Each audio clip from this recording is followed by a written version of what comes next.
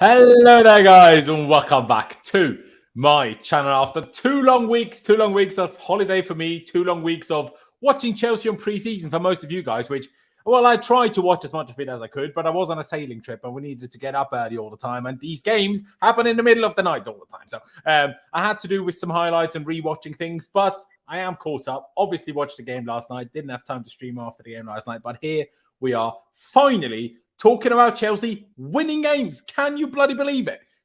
4 games so far. We've won 3 of them. Is that not insane? We've not lost the game. You know how mental that is? Last season, I swear we couldn't go 2 days without losing a game. It was absolutely mental. I mean, Pochettino has got everything sorted except the bloody midfield. Where on earth is Moises Caicedo? I went on holiday for 2 weeks and we're still no bloody closer to signing the Donny than we was before I left. This is absolute shambles, this is. But we've signed Alex Disasi, not Alex, I keep saying Alex, Axel Disasi, and Lesley Ugochukwu. I might have to try and work on that pronunciation, but we'll get there eventually. And apparently we're also signing, or trying to sign, Robert Sanchez, another Brighton player, because we haven't given them enough money over the last 12 months, have we? Brilliant. So we'll get into all of those things in a lot more detail in a second. I will start with you, Pice. You know, it's been a long time. Well, you and me obviously spoke plenty in group chats and whatever else, but not, voice to voice. So good to speak to you again, mate. Appreciate it very much. I'll start with it, even though I know there's not that much to say on it, really. How on earth can it happen that I go on holiday for over 2 weeks and we still haven't signed Moises Caicedo? Like, are we signing Moises Caicedo? At this point, I'm like, we're not going to have a midfield next season, which is, well, we're going to be better up front. We might even be better at the back, but we won't have a midfield. So, don't know about that one. Yeah, it's good to be back. It's been a long time on here. It feels like you've been away longer, honestly. But True. yeah, I mean, there's so much I guess you've missed out on. But I'm sure you've done your best to keep up. But yeah, on Caicedo, I mean, it's just been the same thing, really. Obviously, we had a new bid sort of a few days ago, 80 million pound in total. Obviously, they still want 100 million. We're obviously in negotiations now for a goalkeeper, which we'll get onto, which could help, but. Yeah, I don't really know. Something's got to give soon. I mean, actually, it's only 2 Sundays away now from the Liverpool game, so I think this week's going to be really, really busy in terms of news. And yeah, hopefully we can get it done, because if we don't, I mean, you look at the alternatives. Who do you really go and get? It's kind of all or nothing. We've kind of put all our eggs in the basket, all window for Caicedo, and even in the pre-season games, we've won, but the midfield, you can definitely see it's lacking.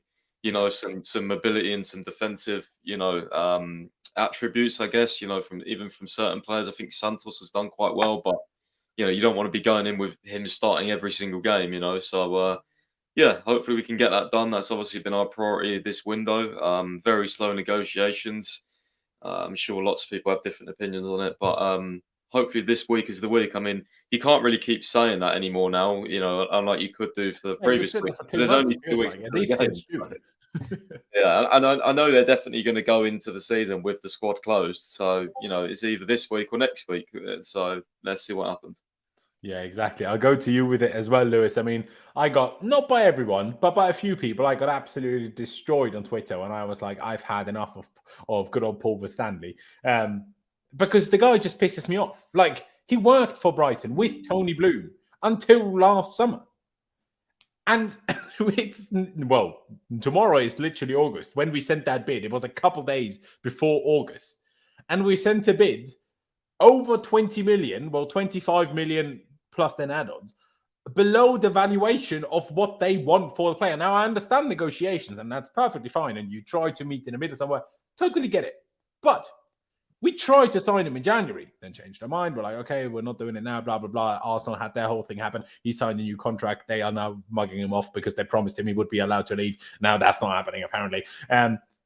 But now we've also apparently been working on it since May, June, whatever, in whatever detail that may be. First with the player himself, then with Brighton. How can it be that it's nearly August and we're 25 million off their valuation, which they don't seem to be budging off? Like, we were told all of June and July that we were doing all the behind-the-scenes negotiations, like face-to-face, rather than sending one bid after the other and, getting responses for that. We were in a position where we were told once we make a bid, we will be very confident that bid will be accepted. Well, now, nearly into August, we've apparently had 4 bids rejected. So what on earth is happening? Like, I understand a lot of the other things they're doing are amazing. Like, I will cream over Nicolas Jackson in about half an hour when we talk about him, because... But that's why you can't be Winstanley out. Yeah, well, you know, one like it's not just people one reason when everything else has worked. I get it. The Caicedo deal is taking fucking ages. I hear it, and we're way too far off their valuation to be realistically talking about getting him in. But Lewis, we're still the only main runners in this deal, so. Lewis, it's annoying. I'm not losing my mind over it because I still have faith. You can be Winstanley out, because it was probably Joe Shields who found Jackson. Big up Joe Shields. So what is it? A case of incomings or outgoings? Because either way, in both sides, I've seen positives over Chelsea in the last year. Not to be completely on the out bandwagon over the Caicedo transfer. I think it's too early. But other than Jackson and Enzo, who cost insane money, has anyone blown us off? I guess Badiashile, fair enough. Badiashile's looks good. Yeah. Mudryk, Madueke, they're long-term projects. We can't really judge them right now, but I see it with them. I see the idea with long-term projects, with Santos, with Angelo Gabriel. Like, most of the players, I haven't looked at any of them and thought, like, why the fuck did we bring this guy in? Yeah, no, Malo Gusto is also a fair shout. Yeah, Gusto as well. So it's one transfer, I'm not saying they've done bad, but other than 2, we're not completely blown out of our seats yet. You know, like you said, Mudryk it's been under a year, bro. Madueke, you know, the one major concern we had. We've only just cleared out half the deadwoods, bro. Like, we've got to give it time. But that's only good if we actually have a squad. Because if you sell all the midfielders and then don't buy any, that's not good. The window's not closed. The window's not closed. You got to remember, no, it's not. I'm just saying, if we don't end up with a midfield, if we do, it's obviously exactly. There's an if right now, and it's all speculation. Caicedo was the absolute priority. We can't go into the window not getting Caicedo, Ugarte, or Lavia, and Lavia's probably not. You know what I mean? He was 3rd on that list, so we have to get. I agree, but like. We're not out that should have been first. Yet. Like, we were literally told. Like, if we're out of the Caicedo deal, cool, I hear it. But it's not done yet. We're the only runners in from. This has gone on for 2.5 months, and nobody has come in to try and take over this deal. Let's wait until it's done and we have a conclusion before we get to those points. That's all I'm saying. But Caicedo now, because we took so long between the bids, he won't have a pre-season, so... He might. I know it's negative. Yeah. I understand that, but that's still not really the main point. The main point is he coming in or not? Like, if he comes in, we're not going to care about the fact he didn't have a preseason. We're just going to be happy that he starts. Let's get. If he doesn't play well, but then you're not angry about the point that he came in or not. You're angry about the preseason. The main point is, does he come in or not? And we don't know that response right now. We're just the only main runners. We're still negotiating. Let's see what happens before we make our judgments. He should be joining. I agree, but let's wait until it's done. It's not done. The timing is still bad, regardless of that, though. Yeah, I agree. The timing's not ideal. I hear it. It's not even like we're progressing in the deal. We're literally going backwards. In the last 2 weeks, I feel like we've gotten further away from the fact that we're going to sign Caicedo. So it's not even a thing of like, I have this optimism that we're going to get him in the end. I don't kind of have that vision anymore because I feel like we're just getting further and further away. As time moves on, Brighton are only going to be more stubborn in their resolve. They're going to be like, okay, we have less time to find a midfielder. And for them also, they won't have a preseason. So they're going to be like, all right, now it's all or nothing. And then our board is going to be stingy again. And then in the end, I really don't see a situation where we get him right now. And I think that's just the unfortunate reality. I mean, I would be more than happy if we got him. And me personally, I would be willing to go up to the fees that they are talking about to get him because of how crucial I think this issue with our midfield is, but I just don't see that end goal, and I don't see our board or I don't see our directors executing that right now. No, so what was the last bid that we had that we put for him? Because I know it was a couple of days ago. 75 plus 5. Or 75 plus 5. 75 plus 5. Yeah, and they want 100. They want 100. I'd say Chelsea need to go up to 90 with their next one, or at least 85 plus 5. Because that's still too far off the valuation. But that could even come in tomorrow. So we don't know. Like, we're talking about an ending we're that has 2 an ending. weeks away from the game, man. Like we have such a young team. We need to let these, like, depending on what we want to achieve this season, but we can't expect our team to be great if they, start playing together 3 days before the first game of the season. Now, obviously, it will, get better as the season goes on, but it's not an ideal situation. But Lewis is very right, obviously. That's just it, though. It's just not ideal. Yeah, that's the main point. Absolutely. But it's not a complete fuck up. It's not ideal how long it's lasted. But let's see if we can get him in. And I agree with all of that. But I do think that we should, in my opinion, be more critical with Winstanley, because he's not just any director. He used to work for those lot. So that should make it a quicker process, not a slower one. So as much as you're right, Lewis. But the idea of how much Caicedo would have gone for has changed. Sorry?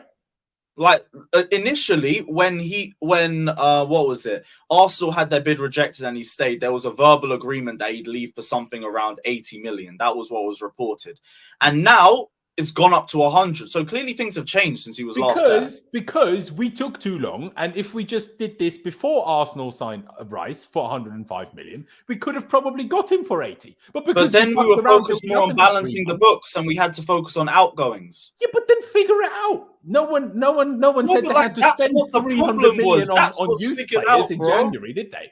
Like, what we needed is a first choice midfielder, not 17 10-year-olds. Do you know what I mean? Like, let's be honest now.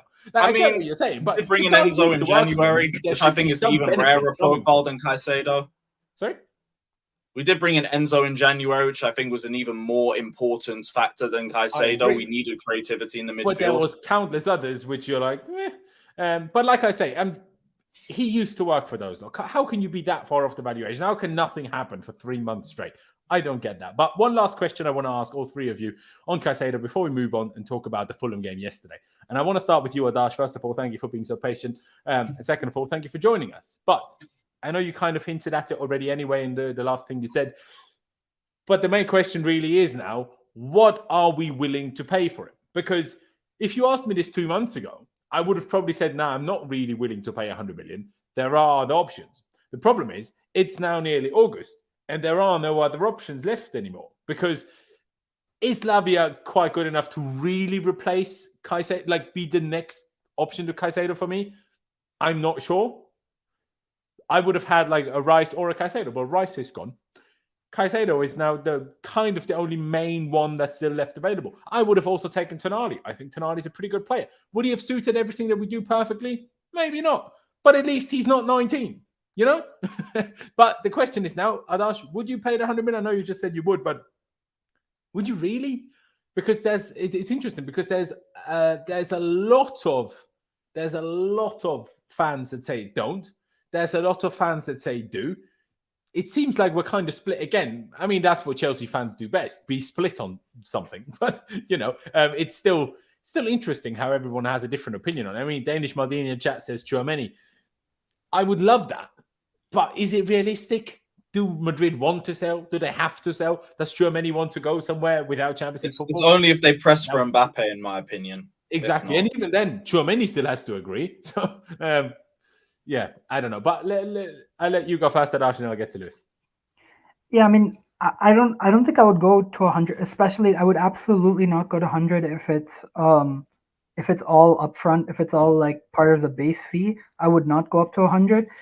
But I would do something like maybe like 90 plus 10 or something. I would be willing for the overall package to go up to 100. And for one reason I would say is that I think he's just that good, and he would be that kind of centerpiece. And if we have that pivot of Enzo and Caicedo, I think that sets us up for the future so well that it kind of has that rock where we can build other pieces around it and our other players can grow along with them.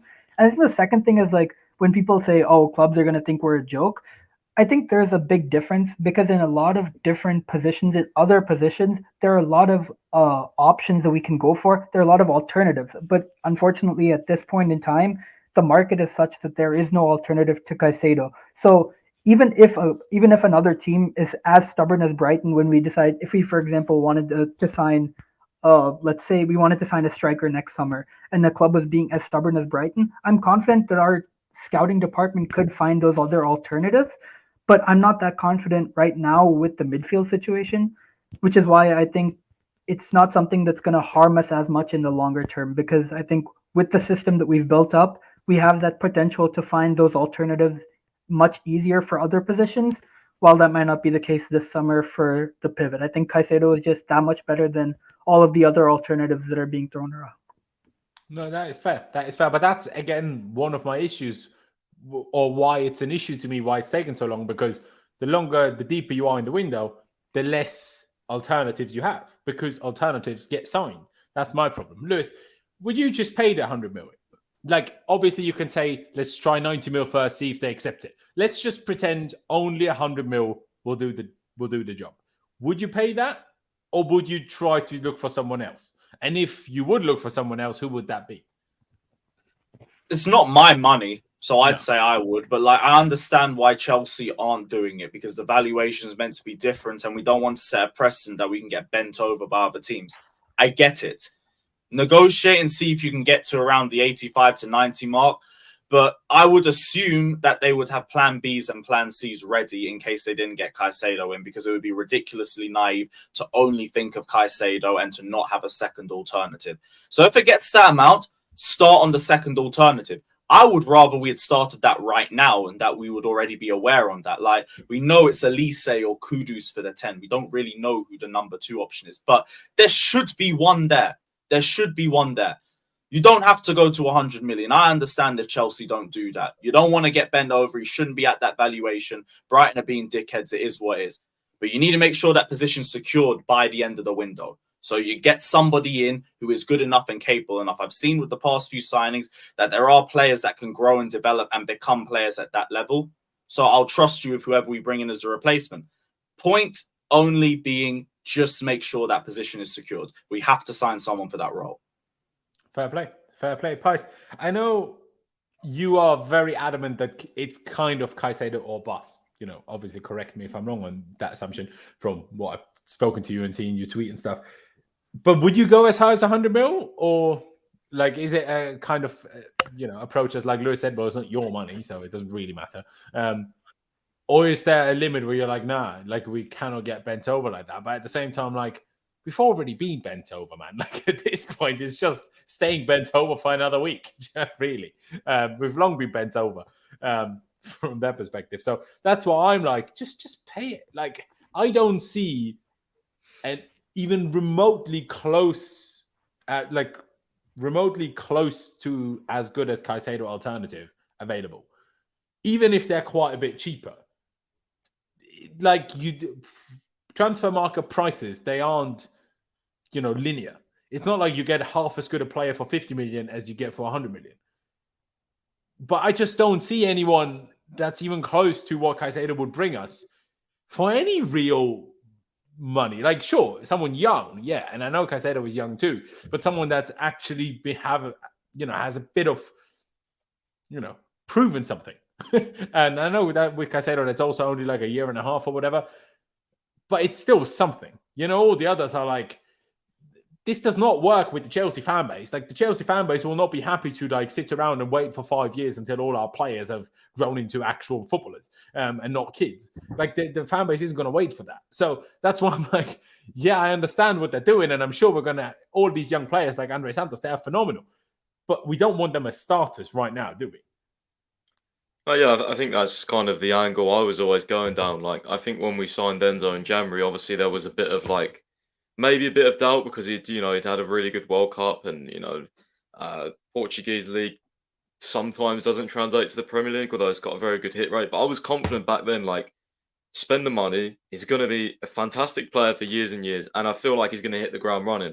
I get the same feeling with Caicedo. I would definitely try and get 85, 90. Fine, if you can do that, brilliant. But if you have to either pay £100 million or pull out, I'm paying £100 million. We need him. We need that position. We need that profile. And yeah, I think he's the one that's going to hit the ground running. I think I know the talent identification in the other areas has been good, and we may get someone if we pull out that is a good player also. But I just, like you said, I struggle to see that them signing a player that would hit the same levels and have the same influence that Caicedo will have on and off the ball, by the way. Some people just think he's like this little interceptor that, is good at defending. No, he's very good on the ball as well. He played as a deep number 6 pretty much the whole season under De Zerbi. He was the one in the build-up. He was the one bringing the press in and getting out of the press. So he's got that side to him as well. He's really good on the ball. He's got underrated passing. Like, I just see this player as to be honest, if you're Brighton and you see Rice go for 105 mil, the only thing you can really argue is that Rice has had more Premier League experience. He's had like 4 years in the Premier League. That's really the only thing you can argue, because they're both very, very good players. So for me, I would spend it, but they need to make a decision and hurry up, because it's so boring. And, you know, I just personally think, like, we've gone so long into this. Are you really just going to pull out over 10 or 15 million? Like, is your ego that big, like, that you can't face, like, oh, you know, we got bent over by Brighton? At the end of the day, the price tag only matters if you play shit and you're a flop. At the end of the day, that's just literal fact. You know what I mean? So who has mentioned Enzo's price tag since he joined? No one. Literally no. Rival fans don't even mention it. That's how you know he's done well.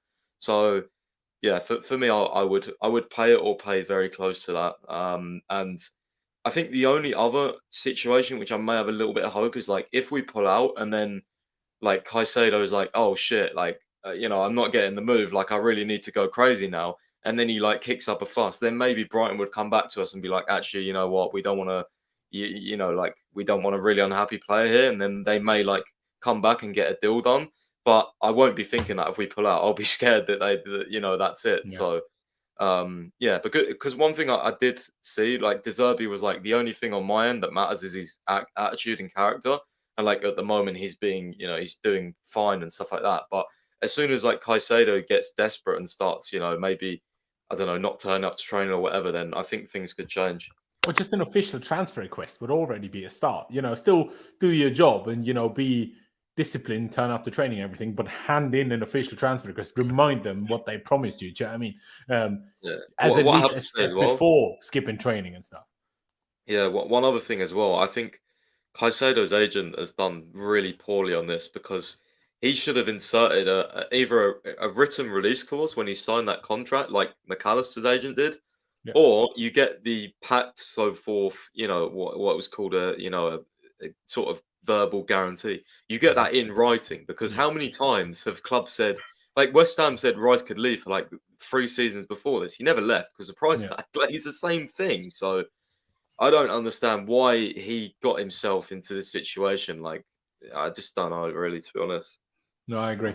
I absolutely agree. But, ladies and gentlemen, I think it's enough Caicedo talk. Isn't even the main topic of discussion, well, at the moment, and there's more pressing news. But it's just so frustrating that I feel like I had to talk about it after I was away for 2 weeks, and we still hadn't turned up with him. But Chelsea yesterday, first of all, beat Fulham. Fantastic. We also won the Premier League Summer Series in the US, which is also good. You know, I'm not going to call it a trophy, but, you know, he's already equal this trophy hunt, Pochettino, that is, as he had for Spurs in a whole 6 years. So, you know, that's how it goes. Jimmy, appreciate your super chat very much. I'll bring it up to start with now, and I'll bring it up again once we talk about the signings a little bit later.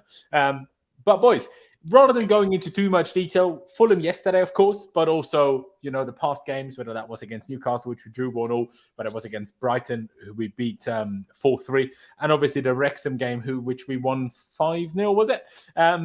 We've done well overall, haven't we? And especially the attacking play has looked very promising. The main issue, Pys, you touched on it earlier already, it's kind of been in midfield, but I've been impressed by quite a lot of players. I've also been impressed by the kit. In person, I say in person, on TV, when the players actually wear it, looks an absolute peach, by the way. Hopefully we get a sponsor done at some point. You know, maybe they need a sponsor before they can sign Caicedo. You never know. But, yeah, Nicolas Jackson, he is him, you know. Like, I didn't really know what to expect when we signed him. Then you read he started out as a winger and only really started to learn to play as a striker. My guy, that guy is amazing. His runs are crazy. His skills are crazy. His finishing is crazy. His work rate is crazy. I absolutely adore the man. Absolutely adore the man. I mean, there is talk from Jacob Steinberg yesterday that we might still look at another striker. I personally hope we don't at this point, because I'm like, just give it to Jackson, have Broja there, and see how that goes until January, and then we can look at it again, because realistically, there's no one great on the market now anyway. Although, I also said that, and then we turned out with Jackson, who seems to be the best player in the whole wide world. So I'm absolutely buzzing with it. Adash, are you as buzzing with Nicolas Jackson as I am? Because, like I say, I did not see that coming, and I absolutely love the man. And I've not even the last night's game was the first one I got to see the whole 90 of, and I still love the man. Yeah, I mean, I love him just as much as you do. I think he's like, he just oozes that kind of like technical quality. I didn't expect him to be that kind of technically refined. He's really good with his back to goal, not unwilling to take a shot. He's willing to like just get the ball and then let it loose. I think, yeah, and as well, like you mentioned, his work rate off the ball, he's very willing to press and be that front man, but he's also equally willing to kind of make runs. And I think yesterday we saw a bit of it, but we'll continue to see more of it with players like Levi, Thiago Silva, and Enzo. I think the runs he's going to make will perfectly complement those kind of players. And I think when he runs through the channels, I think I agree with you. I think we should just let him have a chance. I realistically don't see this season being any kind of like major success. So we have this kind of talent. So rather than potentially squandering it by buying a big name, I think we should just see what we have and then reevaluate at a later point, like the January transfer window. There you go. I mean, Josh in the chat says, here's Kolo Muani without PR. Mate, I've never seen Kolo Muani do skill moves like that. Do you know what I mean? He's a poor man's Kolo Muani, and we somehow signed him for less than a third, which is just absolutely phenomenal price. A word on Jackson, but otherwise, would you say he has been the most impressive of preseason so far? And who else has impressed you? Obviously, Jimmy's mentioned Andrey Santos here, also Mudryk, who was, to me, very oddly an unused sub yesterday. Now, obviously, Pochettino goes on to still saying we have way too big of a squad. We need to get rid of a few players because 3 or 4 players can't be used in every game. But why does it always end up being Mudryk? Like, why? I don't understand. Like, you have Sterling there who shits on the pitch every time he touches it, and he gets to play every game. But fucking Mudryk is unused. I just don't understand. You know what's the most mental thing, by the way? Raheem Sterling has earned over £1 million in this preseason and has stunk up the pitch every time he touched it. The man is an absolute disgrace. He is. Do you know what I mean? Like, we got rid of so many players on so many big wages. Sterling earns more than all of them together, and he's still here somehow. Don't ask me how. But anyway, there's a little Jackson, L of the old directors. Sorry, say that again, Liz? That was a little L from the old directors, because with hindsight, this is such a shit transfer. Yeah. This is such a bad transfer. I mean, I understand why they did it. I understand why they had maybe hoped that he would be, a bit of a leader in that sense or whatever, but it's just not really worked out. I mean, there's still time. Nothing, man. He was better yesterday. I'll give him that. But the bar's in hell. The bar's in hell. Absolutely. To be fair, that was Boehly and not the directors. That was last summer, right? So the directors weren't actually in. Yeah, I was before the Tuchel, really, but that is a whole different debate. I'm not sure if it was actually Tuchel, but yeah, Pies, Jackson, Santos, Gusto. I was very impressed by Angelo. Big fan of, even though it seems like he's going to go on loan anyway. But there've been a lot of players that have impressed me a lot this summer. Let's first focus on the positives. We'll touch on a few that have not impressed as much as maybe expected. But on the positive notes, Jackson, the standout one for you, and who else, mate? Yeah, I mean, I've been very impressed by Jackson. I think he's just such an all-rounded, well-rounded striker. Finally have someone that holds the ball up, but is also very quick. And the amount of runs he makes in behind, I generally think if we can pick out the passes on a consistent basis, we're going to feast, man. He's going to feast. So, I think my top 3 have probably been Jackson. Then I would probably say Ian Maatsen, and then I will. Oh, did you mute yourself or what happened? Nothing's connection. Just my stream is freezing for some reason. We can hear you again, bro. Yeah, I said my top 3 were Jackson, Maatsen, and Gusto. I think they've been the most impressive. Why I say Maatsen is because he's played out of position every game. Like, he's played on the left, he's played on the right, he's played, he's kind of played everywhere, really. Centrally as a 10 yesterday. Yeah, centrally. So yeah, I think he's been really impressive. The assist to Jackson was just beautiful. You know what that assist was like? That was like when people said Mount couldn't play that ball because it wasn't Score Hero or something. What's Score Hero now? Look at that pass. It's true. So yeah, no, I was I was happy about that performance from Maatsen. And to be honest, overall, we've just been really impressive. Pochettino as well, been really impressed with how quickly he's got us playing good football. Like there's clear patterns of play. Like there's, I'm liking the 4-2-3-1. We went to the 3 at the back. I think the second half against Wrexham, the 3-4-3, and that was horrible. So I hope and we didn't do it don't see again that since, which I also like. Yeah, like I like that. So, but yeah, I mean, it's just trying things out. We tried Nkunku on the left yesterday. I like it, and we're trying things out, and we haven't got the full squad, and we're still won 3 out of 4. So I think that's pretty good. Exactly. And yeah, I mean, we've conceded 4 goals and scored 12, I think. So it's happy days at the moment. But yeah, as the super chat says, Santos as well been very impressed. I think Gabriel has looked all right. They're still very raw, but he's an exciting player. Yeah. And yeah, I'm trying to think who else really. I think even like Bashir Humphreys has been quite good in the games he's played. True. Yeah, I think all around we've just had some really solid performances. Yeah, no, I agree. One person I'd like to mention, and it's kind of weird because obviously we all know how good he is, but I almost want to highlight Reece James as well because the man hasn't played football in like 3.5 months, turns up, and looks as good as he ever has. And, I also, obviously, take Wrexham out of that equation, but we're also training, like having these test matches, essentially, against exactly the right kind of teams, against Premier League opposition. Newcastle finishing in the top 4. Now, okay, it wasn't Man City, it wasn't Man United, it wasn't Arsenal, sure, or Liverpool, but it was still Newcastle, it was still Brighton who finished in the top 6, it was still Fulham who finished ahead of us as well. Like we tested against reasonable teams that we will come up against next season as well. So I'm pretty happy with that. Lewis, what about you? Who are the standout players for you so far in this preseason, but I guess also yesterday? So many players. Santos for one.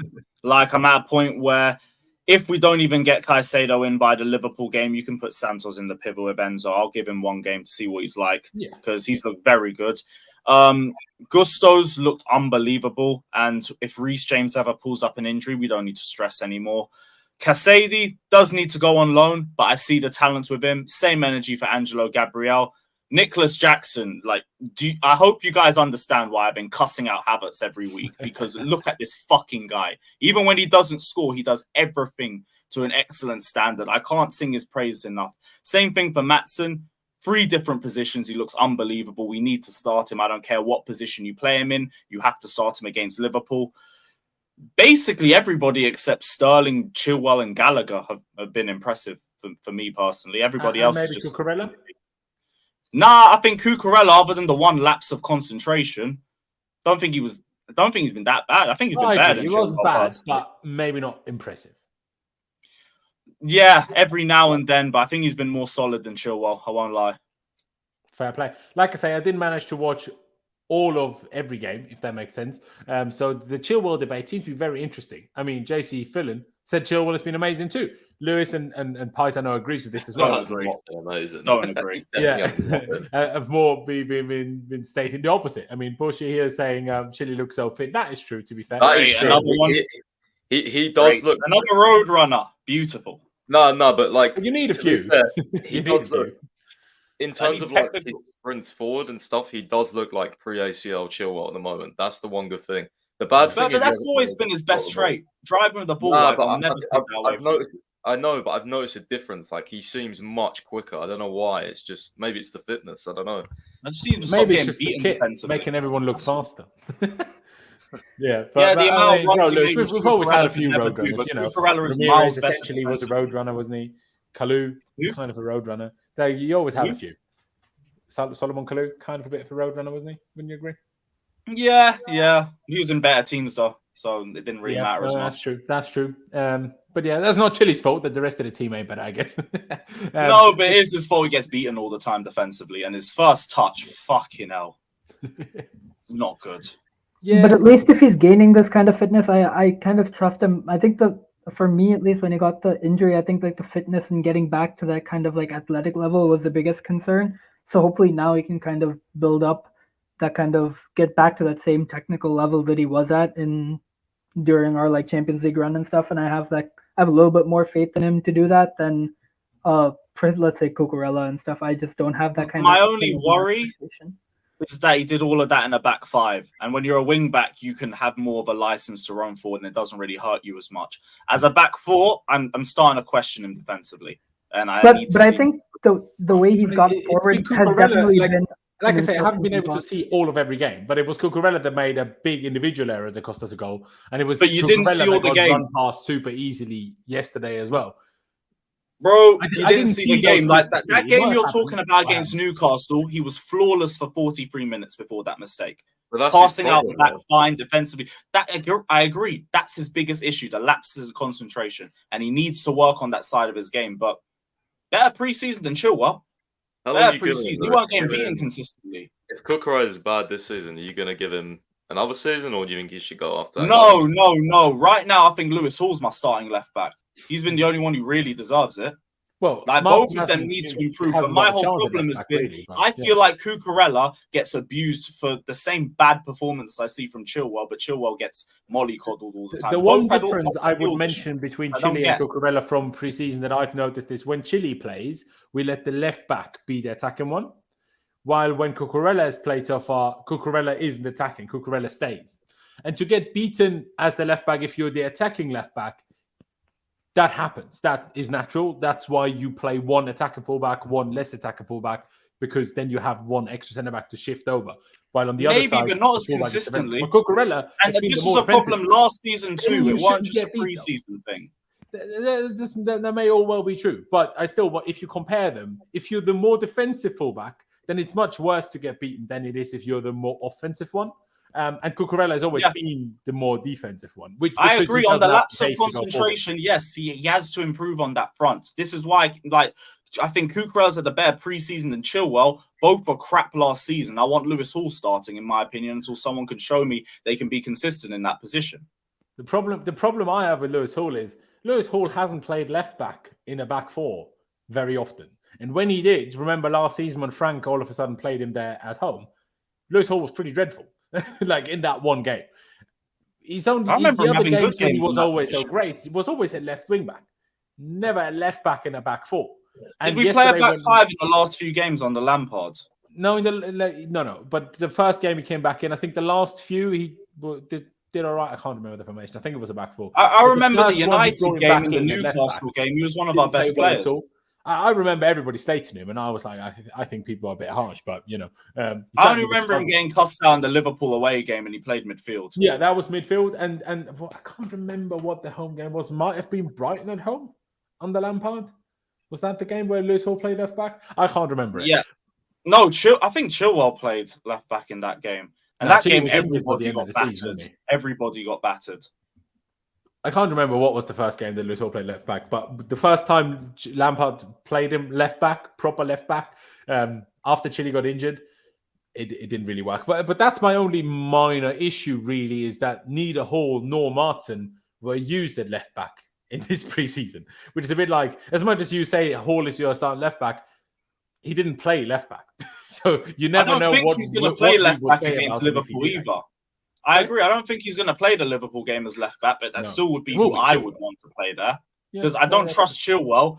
I want to trust Cucurella, but the lapse in concentration aren't good. And I need to see more improvement on that front. But rather it be Hall or even Ian Maatsen. He seems to have the football IQ that you can put him in any position and he'll give you a good performance. So even him. But right now, Chilwell ain't solidified his spot, in my opinion. To be honest, neither is Cucurella. No. I mean, to me, it's just... The Cucurella signing gets more and more frustrating by the day, really, because we had, especially, I mean, Lewis Hall was so young when Cucurella was signed. Well, I mean, he started throughout this season now, I guess, but still. Hall and Maatsen were here, and still they decided to spend 60 million on Cucurella, who, now under Tuchel, at least I saw a little bit of a point in it, because he can play left centre-back in a back three. But now under Poch, Cucurella is just, he's just in the way, really. As much as I like him and I like how he plays football, but the fact that he's quite slow and can't cross and has lapses of concentration, those are three things that are not ideal for a Poch left back. And that's an issue. But I want to shout out, first of all, Jester, because he did always hype that, to drill that Andrey Santos drum hard ever since he started talking about him. And yeah, I'm a big fan. I'm a big fan of Andrey Santos. Love him. He better be staying. He absolutely better be staying. I agree with what Lewis said about Cazorla. Looked good in the first few. Yesterday, in the second half, he looked to struggle quite a lot, in my opinion. Like, lost the ball on way too many occasions. But still a good player in there, clearly. To touch on a few more negative notes. I know you hinted at it already, Lewis, but I want to start with Pys on this one. Sterling, in some people's minds, Chilwell. Other than Sterling, Chilwell, maybe Cucurella, who has stood out as not good in your mind? Or is it mainly Sterling for you, Pys? Mainly Sterling. Like, I think he should.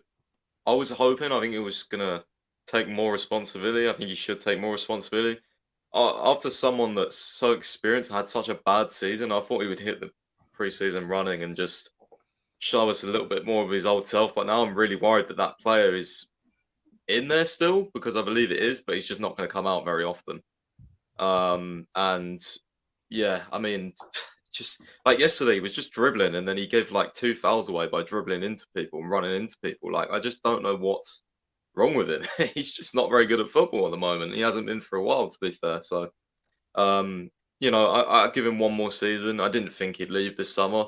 So one more season, and then that's absolutely it. If he's, you know, average again, because the thing is, if Sterling like gets more goals and plays like Sterling we know and has been for Man City, then, you know, we're really, really, really, really cooking. But we haven't had that player, so yeah, yeah, he's just been very frustrating this preseason, to be honest with you, and just ghosting as well. Like yesterday, like I didn't even remember him touching the ball for the first half hour. Right? I think like someone replied to me on my Twitter like thoughts on Sterling's performance. I like almost forgot he was on the pitch. I said, "Has he even touched the ball?" Like, I just don't like. You need to take more responsibility. Like, he's one of the most experienced players in our squad. Like, and you're, you know, almost he was leading the attack almost so many times last season. You know, so just in terms of like him as a player, you know, like he was the one we was looking to, trying to get the attack going, and he never did anything. So yeah, I don't think there's been too many other negatives. I would say like Casadei's like touches and stuff. I would say he needs a loan. To be fair, but he's also played okay. He's not been terrible, but just needs a loan. What have you thought about Kepa, mate? Because a lot of people have seen after that goal we conceded against Newcastle have been quite critical, but also in general. I didn't really, like I say, I didn't see all of it. Some people I saw criticize his distribution. Then I saw compilations of good distribution. So I don't really know what people are thinking about him right now. I mean, we'll talk about the goalie situation when we get to Sanchez in a minute later anyway. But what did you make of Kepa in these 2 games? Obviously, he didn't play all of them, but the ones that he did play. Yeah, I agree on the distribution. I don't think... I can't remember what game it was, but he was give the ball away so many times. Maybe the first game. But can I just touch on that? Because wasn't that the game when Nkunku played up front? Yeah, and he kept... like, can you just blame the goalie? No, it was but it was he was kicking it up long so many times for no reason, and then he was also doing bad passes out the back. So I in terms of the goals, I mean, the one against Newcastle, I thought maybe he should have done better, but I don't know, man. I think it was a good finish, to be fair, from Almiron. But everyone knows my thoughts on the goalie situation. I think we should have got a number 1, but we're not. So, you know, let's see what happens this season. Last season he wasn't terrible, but he still cost us plenty of points. You know, he was actually quite good some of the games. He also won us some points, mind you. Yeah, he did win us some points, but like it's just I don't know, man. Like we're still searching for like that guy. You know, like we're searching for that guy in midfield. You know, and it's annoying. Even I agree. Like I like Kepa more than most.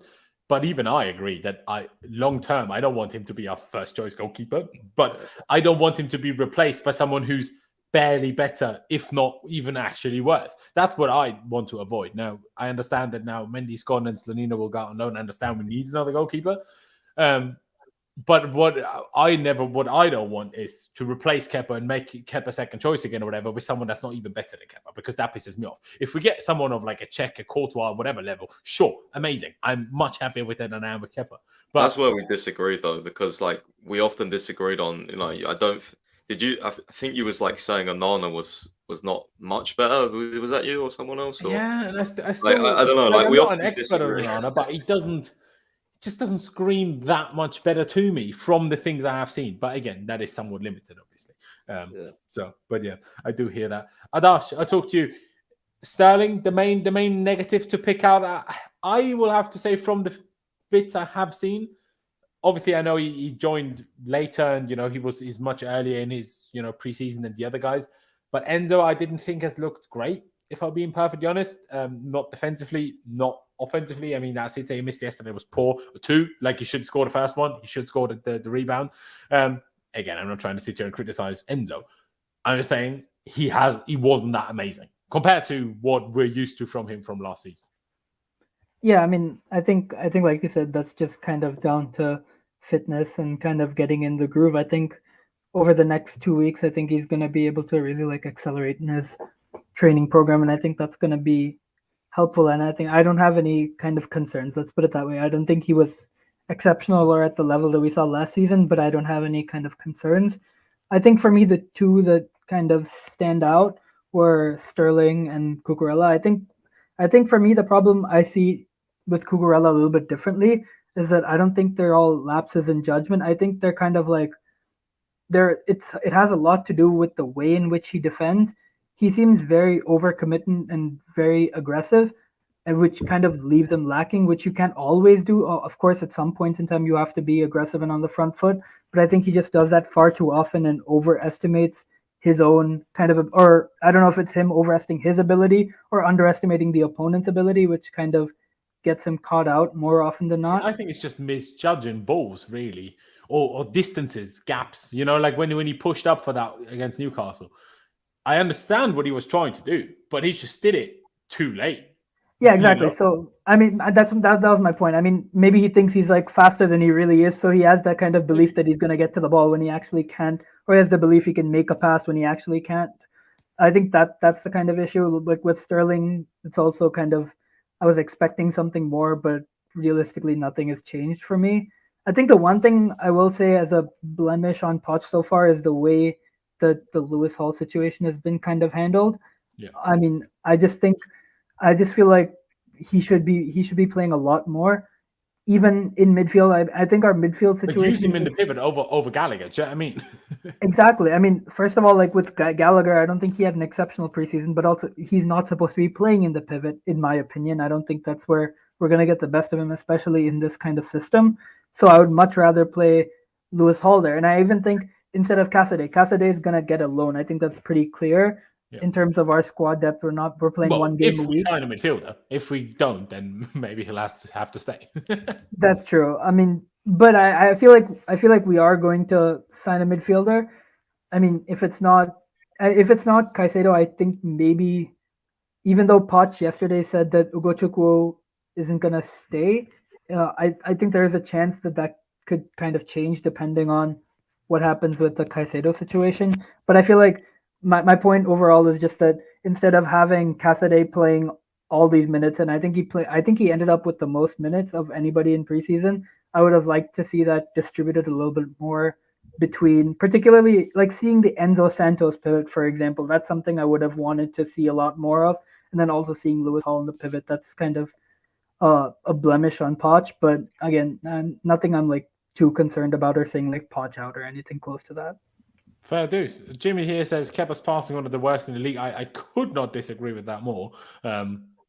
Like when we signed him, that was literally his main strength, playing out from the back. Now it might not be as good anymore as it once was, but if anything, that's our fault, because if he was great at it when he joined and he's not great at it anymore, then whose fault is that? But any which way, Swiss Daniel, we'll get to your super chat in just a second. I want to touch on a couple more players here. You touched on Gallagher there, Adash. Lewis, what did you make of Gallagher? Obviously, all of us are like, none of us are really big fans of Gallagher in the sense of what he is as a player. But I think if we take out of it our preconceptions from like last season and what we think of him as a player, I don't think he's actually done bad this preseason, Considering he's playing in a double pivot where he shouldn't be playing. He's not really, like, when you compare it to a lot of other players in terms of how many mistakes they've made, how many contributions they've made, he's also scored a couple of goals, even from playing a double pivot. He's not been bad. I'm not saying we should keep him, but I think, I just find it a bit strange when a player actually does all right or pretty well in preseason games, and still the fan base is busy constantly slating them. I'm like, fair enough, if someone's awful, slate them, but don't slate them if they actually do all right. That is to me confusing. You think he's done well this preseason? Well, no, not well, but all right. I don't think he was a standout bad player in any of the games. Again, I didn't watch all of them. I think as soon as Gallagher stepped on the pitch in most games, like he said, our levels just completely dropped. Like, I can't lie. The guy is good at getting into goal-scoring positions. I'll give him that. It's another attribute off the ball for me. So on the ball, his first touch is atrocious. It's so bad. That's true. It's very true. He has such a massive habit of just passing the ball backwards and just slowing our attack. Loses possession all the time. Yeah, like he got a good little deflected long shot and the one off the goal from Nicolas Jackson, which I'm praising Nicolas Jackson more for than him, if I'm being realistic. But I think he's been one of our worst players in pre-season. He was one of our worst players last season, and if we can get 50 million for him, that's another W for Boehly and the board, in my opinion, because brother ain't even worth half that. He's not half that. I think he's had a terrible pre-season, in my opinion. No, I do agree with that. And I understand also that our level drops when Gallagher comes on. To me, that's more to do with Enzo and Santos coming off than it is to do with Gallagher coming on, and especially but he's the replacement being on the pitch. That's the replacement, and that's the drop-off. Which is why earlier, Lewis, I was having a go at fucking Paul Winstanley for it being August and them not having signed a replacement yet. But you're trying to say Gallagher's had a good pre-season? No. He's been all right. He's not had an awful pre-season. No, I don't hate him. Good kid, great ego and everything, but not a good player. He's not. Also, it's not. I mean, it's clearly like his skills don't suit the double pivot. So I mean, it's not. I mean, it really isn't as much his fault as it is like the situation that he's been put in also. So I think like there's no reason. I mean, we know what he is. I don't think that's going to change with Poch. I think the skills he has are kind of like the skills he has, and the deficiencies he has is still what we've seen in this preseason. Yeah, I mean, there you go. Another player I would like to think his attributes haven't looked good further forward or deep, but fair enough. Yeah, like I say, looking good, I agree. But looking bad is that there's a gap between looking good and looking bad. And I think he was in that in-between area. I don't think he was like you're constantly dreadful. Like he lost the ball less than Cazorla did. Again, I think in a pre-season, in a pre-season where a lot of the youth players have looked very promising, he hasn't. No, I agree. He hasn't looked promising. Which is a sign. One young player I do want to touch on, who, my question to you, has he looked promising? Carney Chukwuemeka, because someone said, Gallagher's getting Carney's minutes. I disagree. No manager has used Carney Chukwuemeka in a pivot yet. It doesn't look like that's ever going to happen at this point. If anything, he's been used as out wide more than, further deep, but mainly as a 10. What if you made of Chukwuemeka, Lewis? Because he's looked really good in a lot of moments. Also, in the lead up to Nkunku's goal yesterday, really good work. Also in was it against Wrexham or was it against Brighton? I think it was against Brighton. He was involved in some goals as well. Like he's a good player. I always found it a shame that he didn't get more minutes last season. Really. Mm. Yeah, I agree. Totally agree. There's been periods where his ball control and close dribbling has looked really good, especially in the last game too. There's been areas defensively, I think it was the Newcastle or the Brighton game, where I think he struggled with playing the ball forward from the midfield and they were pressing him a little bit too much and you could see he was struggling. But overall, he's had a very promising pre-season. He definitely deserves some minutes next season. I would have him as our depth, potentially. Or if a team comes in on loan, I think either or works out perfectly because after last season, he just needs minutes. So if the opportunity comes for that, perfect. But yeah, I think he's another one that's had a very promising preseason. Fair dues. Pies, what have you made of Chukwuemeka? Jonas said here Carney was a 10 at Villa. I always thought he was a 10 or an 8 when he was at Villa. So that means not a pivot player, but we don't have an 8, so he's a 10 for us. That's how I took it. But regardless of that, what did you make of what he did, on the pitch, essentially? I think he's been all right. I don't think he's been amazing. Personally, I don't like him as the number 10. I think he's better when he drives deeper. But he has that, the shot yesterday, like that sequence before. I think he did well, anticipated it. And Nkunku was in the right position. I just think he's been all right. I think he's been good. Nothing better than good. I would definitely keep him, but I don't like him as the number 10. I can't lie. I don't know. I just don't think he fits it very well. But do you think it's a case of that he needs to get used to it more because he hasn't really played it much for us?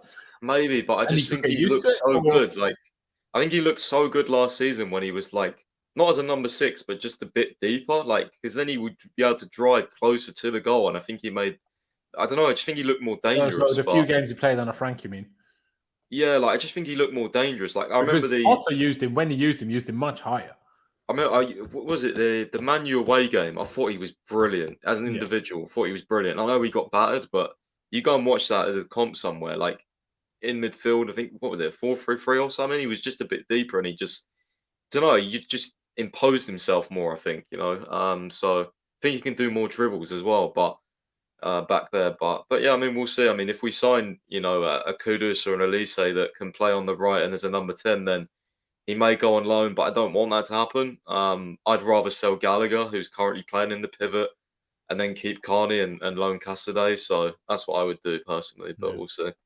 I guess it all depends on whether Poch sees or even as an option Carney as a pivot player. He does. Because he's just one of those, like a Kovacic doesn't suit a 4-2-3-1 perfectly either because he's an 8, or there's a few other players, and Carney is, I feel like, one of those that kind of, to be his best, needs to play as a number 8. But you can be an 8. You can have an 8. But you can play a number 8 type role in the pivot though. Still, like Enzo will be playing as a number 8, just in a pivot. Like he'll play that advanced role. It just won't be like a 4-3-3. That's what I think will happen, or hope to happen with Carney. But you still need to then come back when the opponent is, on the front foot and you're under pressure. Then you need to still slot in as a second DM. And if he's never done that, how can I expect him to be good at it? I suppose. I think Ruben did. I don't see why Carney can't, personally. Yeah, I mean, but Ruben, it took him years to learn it. Really, like Ruben didn't do it from day one, did he? Chukwuemeka can certainly learn it, but he just to me feels like an attacking player, not a defensive player. But we'll talk about that more as the season goes on. Lewis, one last thing before you need to bounce. I want to talk about Christopher Nkunku for a minute. Played as a 10, played up front, played out wide on the left yesterday, but out wide on the left with the fullback pushing up and him then shifting inside as kind of a left 10, while the normal 10 was kind of a right 10, and then you have like a 4 behind the striker. What did you make of him? Like, because for me, from what I've seen of him, he has kind of not been as impressive as I thought and hoped. But my guy has that gene to get a dirty and an easy goal. And we haven't had anyone that has that gene really since Diego Costa.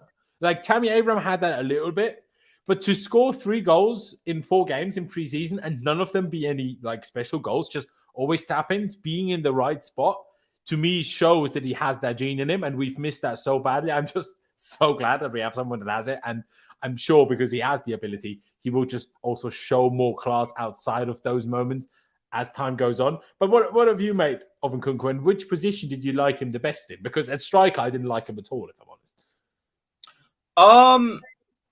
I feel like whatever position we played him in the last match, I'd go for, because on the left. I think the first game, like that's the one where I saw the best link-up play from him personally. We gotta have Mudryk. there. Oh yeah, Mudryk's there. So we'll put him in the 10 regardless. Just see because it's the 4th game rather than it. We'll put him in the 10 regardless. But I think that's the game where I saw the most from him, and I agree with like the link-up play looked unbelievable. First game or two, kind of a little bit quiet, but he did still pop up with goals and assists here and there. Has a habit of being in the right position, turning half chance into goals. Starting to see a little bit more of the link-up play. I feel like he's going to grow a bit more slower into this team, but it's already been impressive so far. So yeah, he's still one of the more promising players for me. Fair dues, Lewis. We appreciate you very much for giving us your time. Pick up my guys. Yeah. Appreciate everyone. Hit the like button and sub. Love my guys. Take care. Appreciate it, bro. Take care. We'll see you soon. Like Lewis said, ladies and gentlemen, subscribe if you haven't already. I haven't told you that yet. Nearly 400 people watching. Subscribe right now. Every single one of you that hasn't already, hit that big subscribe button down below. Helps me massively. Appreciate it very much as well. And hit that like button. Let's get to how many likes are we on? We are currently on 93 likes. Let's get to 150 likes as quickly as we can. Just one click of a button that doesn't cost you any money or any time. I do want to quickly touch on a couple of super chats, or one super chat which I haven't touched on yet. Swiss Daniel appreciates it very much. He says, I know this is completely irrelevant, but can we just talk about how shit our ticketing system is? Missed out on the Forest game, fuming. Anyways, up the Chelsea. Yeah, I mean, I haven't tried to get a ticket yet, but I've heard from a couple of people who have tried and failed that it seems to be an issue. I don't really understand how it's becoming a bigger issue, because it seems to be the same issue, and I can't really imagine that last season brought us more fans. So I don't really understand how it's more difficult than it was before. But yeah, the fact that the system hasn't been great for a while is known. But then when you look at other systems like Newcastle now do it, where it's like kind of you can't get away tickets to multiple games, or there's a certain max amount of away games you can go to, so everyone gets to go. So, which is also like, on the one hand, I guess that's fair to those people that can't go otherwise, but also it's unfair to the ones that always go, because they always go and they then deserve to always go if they want to go. So there's a bit of a dodgy one, that whole ticketing system. I'll be honest, no expert on it. Talk to Dom Rosso. He will know much more about this stuff. But yeah, a shame if you obviously wanted to get a ticket and couldn't. But I appreciate your super chat. And otherwise, Pais, Adash, is there anything else that we need to touch on in terms of preseason? Otherwise, I would move on to a bit of transfer news. Yeah, I think we've done everything. There you go. Looking forward to the game on Wednesday. I'm going to be there, so yeah. Oh, yes, you are, Adash. That is brilliant. Send us some pictures after. But there's a lot to get through in terms of transfer news. We will get to it. But I do want to start with kind of the biggest news from yesterday. That's why I kind of want to start with that. Chelsea have signed a centre-back, and by the name of Axel Disasi. Documents and paperwork set to be exchanged between the clubs, as reported by Fabrizio. 5-year deal with the option for another to 2029. Will pay 45 million euros, which is about 38 million pounds. Currently vice captain of Monaco. He's 25 years old. Centre back, obviously. Yeah, obviously all of this happened after Wesley Fofana tore his ACL, which happened while I was on holiday. Which, first of all, my almost condolences to Fofana, because as much as I understand that a few people are angry, like, why is he always injured? He is the person that's least at fault for that, and he's the person that's going to be way more annoyed with that than any one of us fans can be. Like, how frustrating that's going to be as a player. But yeah, I hope he manages to come back soon and stronger. But I guess we kind of needed to buy a centre-back. The thing is, now that we're signing Disasi, we will let go of Chalobah. And am I 1,000% convinced that Disasi is better than Chalobah? I am not. Now, I've never seen Disasi play. But from what I've read and seen, Disasi doesn't exactly scream, oh, he's this super player who no one's ever heard of. Because Chalobah, when played, is pretty much always pretty good. So, to me, it's like you have an academy player there who's already here. He's already on reasonable wages. He doesn't ask or need any more extra money. Sure. I mean, we're apparently asking £45 million for Chalobah, which in my opinion, we're never going to get. So I guess it's roughly even. But I still don't really see the point. So first I want to talk about that price, and then we'll talk about who Disasi is, what he brings, and whether I may be a bit too negative about it. It's not really that I have a problem with Disasi himself, not at all. Like I say, I've not seen him play. From what I've seen about him, he has some good attributes. He has a few things that I'm like, all right, doesn't look that amazing. But was it necessary? Would you class it as necessary, Pice? Because, like, in general, Fofana's injury, needing a centre-back makes sense. But if you then sell Chalobah, then it's nothing to do with Fofana's injury. Then it's purely to do with you want to replace Chalobah. It wasn't necessary, but it could, we could think differently and have a completely different outlook depending on how he is for us. That's what I would say. Like, I think if he's just really good, like Badiashile's been, just doesn't make very many errors. Is very good on the ball, gives us some of that aerial presence as well, because I think he's 6'3" or 4. Yeah, if he gives us attributes that we already have, but and more with his physicality and aerial stuff, which I just said, then I don't see a problem with it. I think 38 million is quite a big price tag, to be fair, but I mean, I don't know. It could be, what are you sort of paying the market nowadays? I mean, it's for a young centre back. I mean, he's 25 to be fair, so he's not that young. Not young, but he's still in modern football. That ain't young. Yeah, I don't know, but yeah, I mean, I've got an article on my website, by the way, if you have time. That'll give you some. I even read through it. I just felt it's maybe a bit long to go through all of it on the stream because there's not really bullet points. It's more like a whole written text. So it's a bit. I thought it was a bit long. I can kind of give you. Yeah, I can kind of give you a brief. I mean, his strengths mainly are his aerial prowess, and he's got better aerial success rate than Diaz and Saliba by 5%. So he's very good in the air. Not the Premier League, we've got to say. Yeah, but Badiashile did as well, and he's been very good in the air. Yeah, I wouldn't sleep on League One, bro. It's a very good league. But yeah, his other strength, Unfortunately, obviously. officially the 7th best league in Europe nowadays. Yeah, I don't know who made that up, but yeah, no, Apparently his strengths are his UEFA strengths. coefficient. So you just France teams, but mainly PSG's fault, really.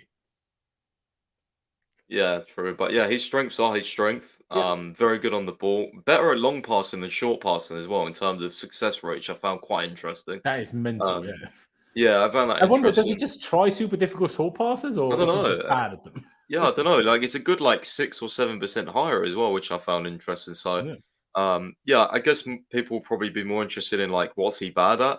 From what I've heard and what I've read, it's mainly his agility. Like if he gets pushed out to wide spaces, he's not the quickest. So he could get beaten in wide spaces. I mean, Koulibaly was very bad at that, but we also played a back three and put him out wide. And I always said play Koulibaly in the middle, and he was good in the middle. So.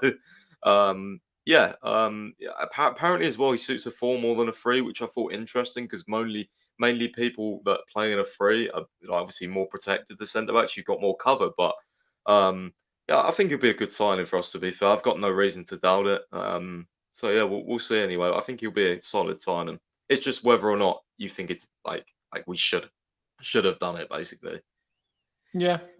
I mean, that's similar things to what I've seen. Obviously, that aerial ability being very strong, passing in terms of especially long passing, he's pretty good at progressive passes. He seems to be quite strong at that as well. Apparently, 1v1 defending is not particularly great at. Agility is not particularly great at. Some people have said he's slow. Some other people have said he's quick for his size. But I'm like, what does that mean? Do you know what I mean? Look at City. They don't have a single massive centre-back. It's way more important to be fast than it is to be massive. So, yeah. But like I say, so far, the scouts, when we've turned up with these players that, the world doesn't really know that well. And yeah, of course, he's right-footed. We're signing him as a right centre-back and he can play right-back when necessary. But obviously, please never play right-back. If he's bad at 1v1 defending and not agile, he should never, ever touch the right-back spot. And if he does... Can I just say on this? Because someone yesterday, can't remember who said it, but he said he played right-back against PSG and apparently absolutely locked up Mbappe. I don't know if it was last season. Yeah. Or season, and I was like, well, how the hell... overrated that is, though. I was like, how the hell can he be slow? Because surely Mbappe would have took him for a run a few times. Maybe just fouled him every time. I don't know. Maybe physically locked him up. Yeah, maybe. Maybe he's just literally put chains around him. I have no idea how he did that as well. But yeah, what I was going to say is I can't really doubt the terms of the recruitment department in these types of signings of players that aren't really that well known that much, because Badiashile has worked out really well. Madueke has been pretty good as well, other than injured and now missing preseason, which is a real shame. I mean, Mudryk was obviously Mudryk was in that sense as well because young and stuff and from an off league, but it was kind of still a bit more high profile. So I would almost class him as a little bit differently to that. But also your Andrey Santos and these kind of players, they've all looked good. So, and Nicolas Jackson now as well. Can't really doubt it too much. And people absolutely slated me for when I tweeted this. And I didn't mean it as quite as of a factual point as people took it. But I said, if I don't know much about a player, he's 25. Who's very good at 25 playing at an average team? That doesn't happen that often. So why, if he's good, why wasn't he signed by someone earlier in his career? Now, when him and Badiashile played together at Monaco, they finished third twice, so that's pretty okay. But last season, they conceded a lot of goals. They finished sixth, but they conceded a lot more goals than all the teams around them. Now, that's not all his fault, but he's still the main guy at the back, the leader of defense, if you want to say. I don't really know. I'm not saying if you're 25 and you're playing for an average team, you can't be good. But the likelihood of you being 25 and playing for an average team and then you becoming great after isn't that slim. Now, at centre-back and goalie, that likelihood is bigger than in other positions. But I still think it's something, in my opinion, to mention. And no, people keep saying this about Akanji. Akanji played at Dortmund. Do not compare Dortmund and Monaco. Monaco is not what it was when they had Mbappe and Bernardo Silva anymore. That money is long gone. They do not have that money anymore. 2 seasons ago, they were in a relegation zone at Christmas. Monaco is not Dortmund. Please, for the love of God. Also, I mean, they've not really done bad with these kind of lesser-known signings yet. So, yeah. I mean, Mitoma is a shout. Where was Mitoma before Brighton again? Was he somewhere in Spain? Or am I mixing something up? Japanese, Brighton signed him and they loaned him Did he out get to him from Japan. Japan? Yeah. Well, then that's your explanation, because he's in fucking Japan. That's why no one knew him, because how many great Japanese footballers are there? Not that many. So not many teams think they're scouts there. Completely not comparable to someone playing in Ligue 1, for the love of God. See, but these comparisons you lot are making are literally proving my point, in my opinion. But sure.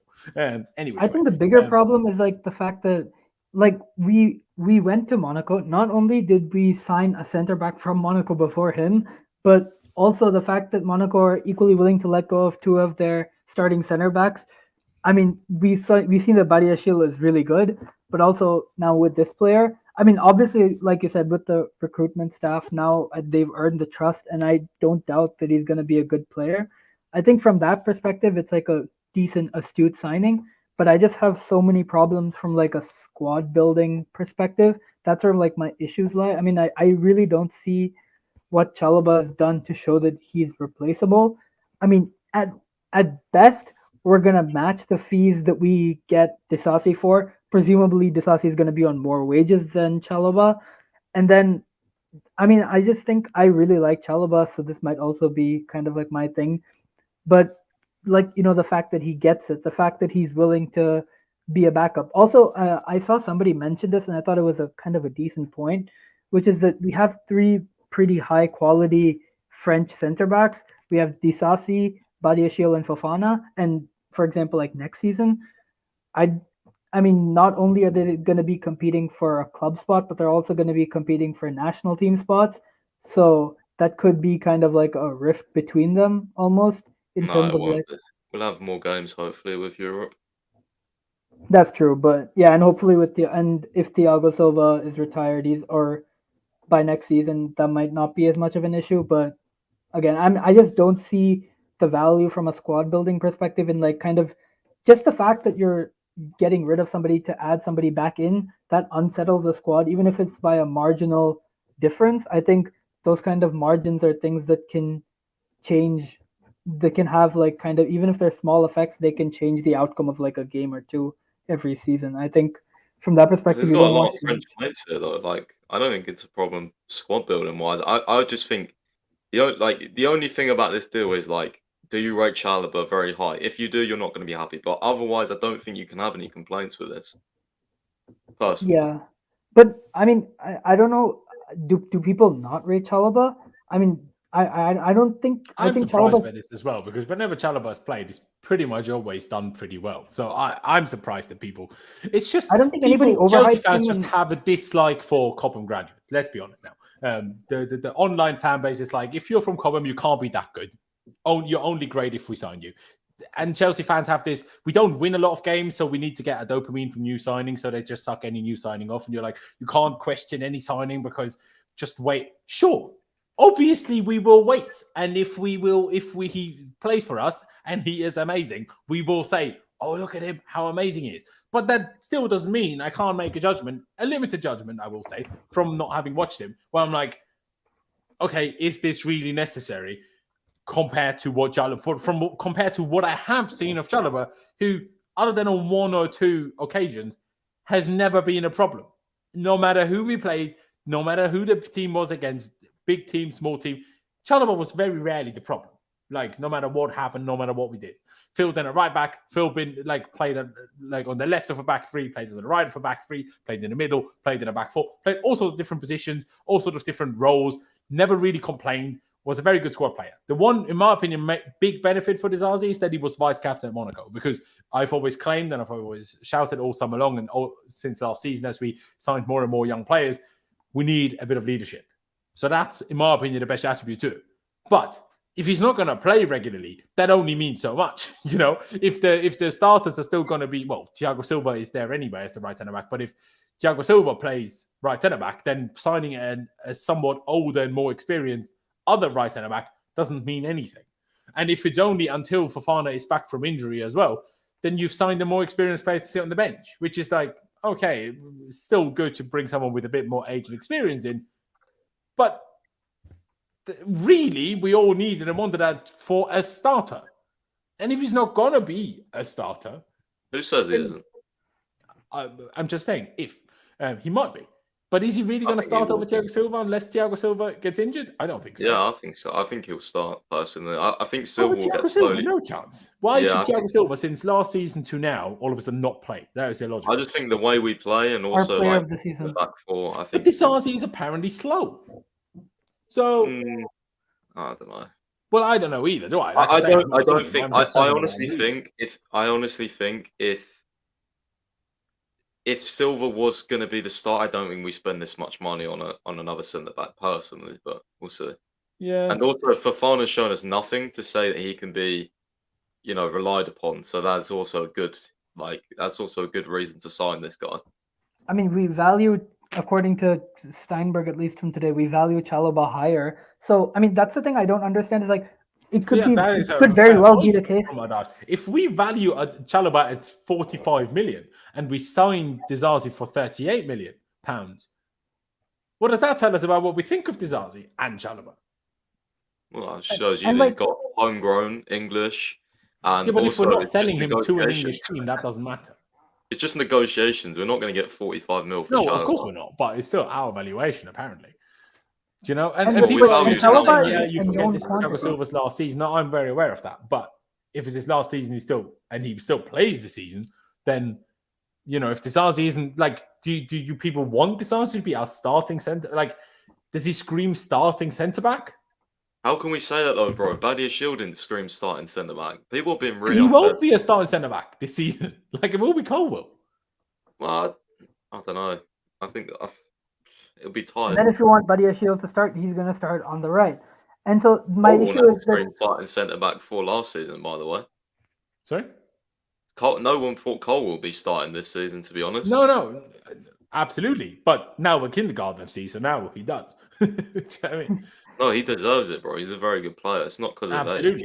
Absolutely. See, but that's the if issue, you right? have We don't Marquinhos, know. he will start, We do you don't know? know about Disasi because it's an unknown quantity because he's a new player coming in from a new league. It's an unknown Exactly. factor. To be honest, it's so pointless talking about him until he plays. Honestly, it's so pointless. But Like, that's you my can't- issue with the signing, right? Like, why would you take that chance when you have this kind of known quantity? Well, and obviously then the next season- scouts will have a better idea Obviously, than we. yeah. do. Obviously, they've scouted him a lot. By the way, I know they've scouted him a lot. A few months ago as well, they were scouting him. So So then, in that case, at least internally within the club, they believe that he's going to start. Then is what I assume. well, they Is what- believe that him was- he's I gonna start, think maybe they're he's- expecting Thiago Silva to play most games. He did play most games last season. Why would it be different now? Maybe It makes no he's sense. maybe he's the Thiago Silva replacement, and we're getting him early. Who knows? Well, Yeah. let's just wait and see. But I guarantee when Thiago Silva leaves, we will sign a high-profile centre-back and won't just make Disasi to start. I can absolutely guarantee it.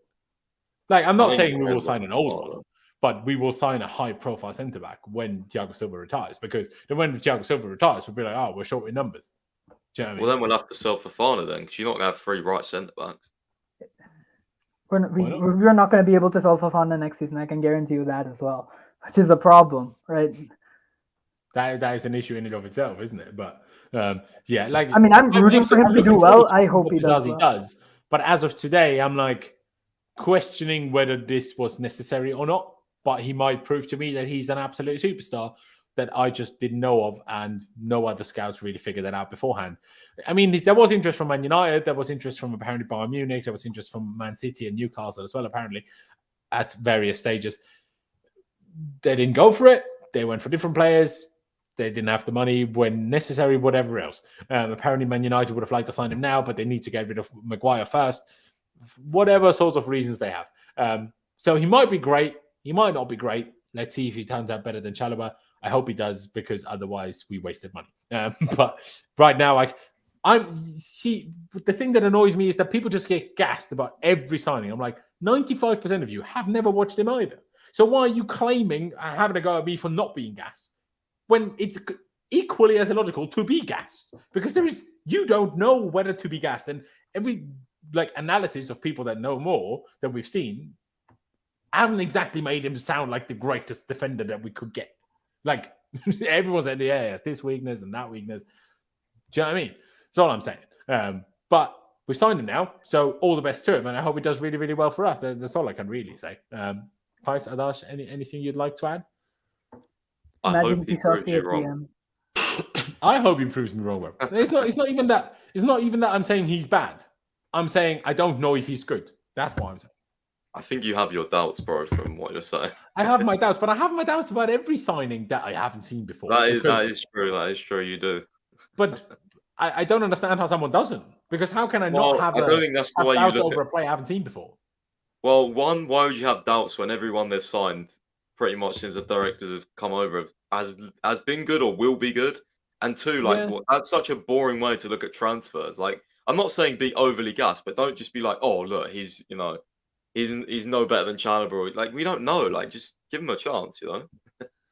Yeah, and I hear that, and the whole signings thing. I don't know. I'm just not as convinced by all of the signings we've made as some other people are. Because I'm like, yeah, they've looked good, but they've looked good while we were 12th and in preseason. You always remind me, Pys, Barkley has looked good in preseason. That means fuck all. Nicolas Jackson could still be awful. Now, I doubt it because I love him, but he could, you know? Because after those preseasons where Barkley was amazing, we would have thought Barkley is absolutely brilliant and needs to start every game. But obviously, we learned, no, that ain't it. Like I say, we're 12. We weren't fighting for anything. Like, we weren't in any, and against any good team, we never looked good. And none of the players did. It's like, no, Mudryk didn't, Madueke didn't, none of them did. So, other than Enzo. But Enzo cost 120 million. Enzo was a high-profile signing. Enzo wasn't one of those, That is harsh, bro. Madueke did look good last season against good teams. But Madueke played like 5 games, bro. Why did this fan base not rate Madueke? He was very good. I like Madueke, but he barely played. Like, Potter barely used him, and then Lampard only used him from that Arsenal game and that Bournemouth game. And then when they did use him, he was probably one of our best players. So that just shows they're two dumb managers. Well, which is absolutely fair enough. And now, unfortunately for Madueke, my major concern when we signed him is that he's injury prone and now he missed all of preseason. Do you know what I mean? Well, he never had an injury last season, which was pretty good. No, which is good. But also, like I say, he played 5 games. How can he get injured? And he played the whole Euros as well, which is all right. Yeah, and then missed and the then final. He got injured at the Euros. Yeah, and also the end product, I mean, he didn't score. Barely scored 1 goal. That was tapping. His crossing was always dreadful. Like, again, I don't want to criticize Madueke. No, by any means, he's a good player and there's talent there. But I don't think we can just sit here and say we've signed these amazing players. You are the main guy for this, Pice, that are always like, we want to fight for trophies. We top 4 the minimum, fight for trophies. Very few of these players have been good enough for that standard. I disagree. I think they'll be. I think they. I think I've seen signs, and I think with Pochettino and an actual system and rhythm, I think they'll only get better. And that's what I see it as. I agree, but how soon? Right? Are we talking in the next 3 months or in the next 3 years? But that's the problem, right? If we want to win a trophy this season, they need to be good now. They already have been good now, though. Like, who are you talking about? Mudryk? I mean, maybe Mudryk, but other than that, I don't know. I mean, Mudryk as well. Mudryk, all of them, but Badiashile, really. Well, and Enzo obviously, but Enzo was different.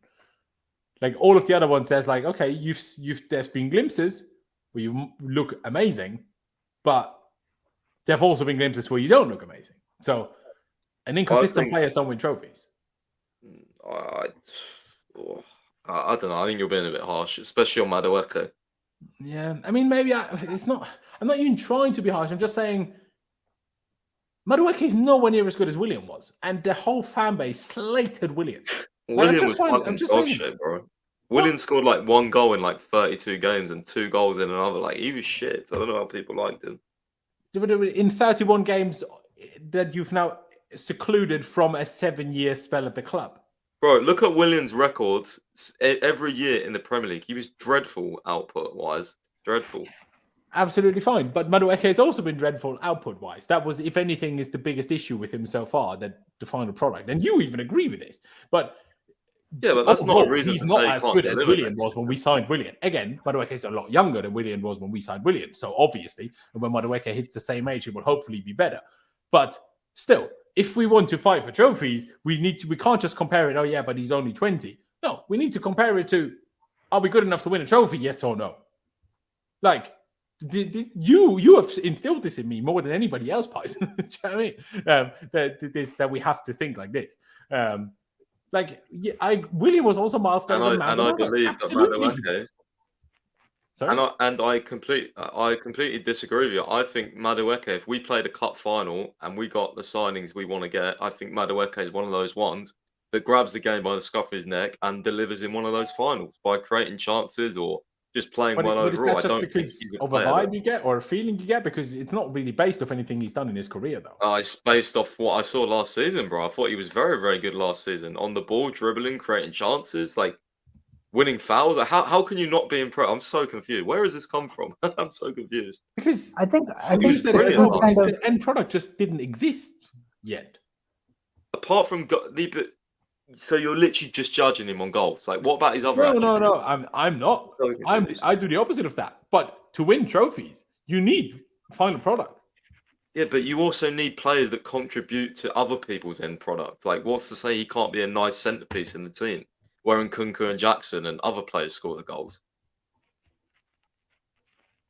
Why? Sorry, I'm a little bit confused because all of a sudden my Google has turned German again, and I'm trying to show you something in English. And why is everything in German all of a sudden? Anyway, yeah, like I say, I don't really know how to word it, how to explain it. It's just, I'm just concerned that the fan base is getting too excited too easily by players and then expecting things of them that are unrealistic to expect of them, you know? Because they don't want to go into next season and then Madueke doesn't do what people expect him to do, and then we start hating him again because the fan base already started it.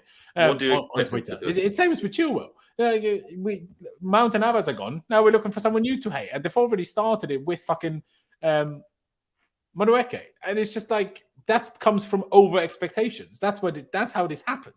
They've only done that because this Angelo kid's come on the block and he's done well in pre-season. When people watch Madueke again, they'll be excited because he's an exciting player.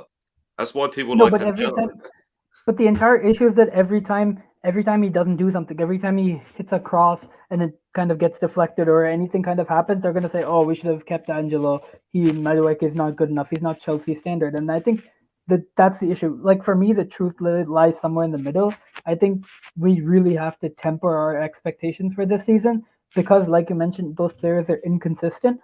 I think our players that we have and the players that we have signed, at least in the past, they've shown me enough to suggest that they can play up to their potential at points. But I don't think just think about it with the age that our squad is at. Naturally, they're not going to be able to keep that consistency for a full season from game to game. I think that's only natural, and we have to accept that and embrace that. It's kind of a growing process because we can't just keep winning trophies every year with this model that we are employing. We have to wait, and then once we get to a certain point where those players have built up the experience and their level, then at that point they'll be able to progress further and then challenge for trophies on a regular basis. I don't think football's is linear the right word, or I don't think you can just look, okay, you can't win a trophy because you got a young squad. I think that's bollocks. But I see what your point is. But yeah. I think we can absolutely. I want to say, by the way, Madueke started 7 games. Like, he really barely played. 7 games is not a lot of games. 7 games is not a lot. It's not enough games at all to judge a footballer. Like, again, I like Noni. I think Noni is good, but I don't think he's like good enough yet to carry our attack. And he's not supposed to carry our attack either. But I don't really know how we got to Madueke, if I'm being perfectly honest. But yeah, he's just one of those. He's just one of those signings where I'm like Disasi, where I'm like, okay, if you turn out to be great, amazing. But why do I have to? Like, I just don't think he's one of those signings that I can like. Oh yeah, our recruitment team has just only signed amazing players. I don't think we've seen enough of most of those players to really have made that judgment. That's basically what I'm trying to say. But Noni has earned far more trust with the games that he's played, and at least with the kind of with what he's showed so far, that's been different to what we've had in the past. I think he's earned that trust a lot more than somebody like Disasi, which is why I think I have more faith in Noni showing up and improving his game. I think I saw improvement from those 7 starts that you mentioned at the back end of last season. I felt like he was improving and he was growing each game, which is why I have that confidence that he's going to be able to improve even more this season. But that's the difference for me at least, is that I don't have that same confidence with somebody like a Disasi because I haven't seen it yet. And then when I see it, I will have that kind of positive outlook. But right now, I just don't. Fair play. Fair play. But we need to come to one of our main other talking points of today, because Chelsea have sent a formal bid for Robert Sanchez to Brighton. Negotiations are ongoing. Todd Sanchez has already accepted Chelsea as his destination. Brighton hoped for Sanchez to leave this summer. Chelsea and Brighton remain in talks for Sanchez now and Moises Caicedo. Thoughts? I'll start with you, Pys. Thoughts? I want to hesitantly say, hello, is anyone here? Yeah, we can hear you. Yeah, I don't know why I keep freezing on my screen, but yeah, I want to hesitantly say I like it. I know a lot of people are against it, but this guy used to be a really, really solid Premier League goalkeeper, and he only fell off because that coach that left for Chelsea left Brighton. That's the only reason he fell off. And the one game I saw him last season, he played in the semi-final against Man United. I thought he was brilliant, honestly. Shot stopping and on the ball. I like it if it's a decent fee or a loan. I prefer a loan. But honestly, I don't get why everyone's so mad, because he's experienced in the Premier League. He's played like 2 or 3 seasons as a starter. They're only mad because he lost his place, but he didn't lose his place because of performances. It was some sort of fallout with De Zerbi. I mean, you can look into that. Okay, did we want that type of character? We don't know. So I just sit back, chill. Let's see how he does. I don't think it's a signing where I'm like, shit, like why the fuck are we signing him, sort of thing. Like he's been a good goalkeeper in the Premier League for me. So I don't mind it, honestly. And plus he's maybe not going to be the number one. Like the one thing I do not like is like this narrative that keeps getting pushed out into the media where we're like, oh, he's being bought for competition. For me, you have a number one and that's it. Competition is just a phrase for I don't know what. Like I don't know. Like for me, you have your number one and that's it. But well, Mendy was signed as competition. Yeah, but like I don't know. I guess Mendy was not signed for competition. I think he came in and he started right away. I think he's played against Spurs, didn't he? Straight away in the cup. Yeah, exactly. I think that's because Lampard didn't like Kepa. Precisely. So he wasn't signed for competition, right? At that point, I think he was. I think he was signed as competition, but he was given the chance from the start. And if he didn't perform, then Kepa would have come back in. But he did, so he kept his place.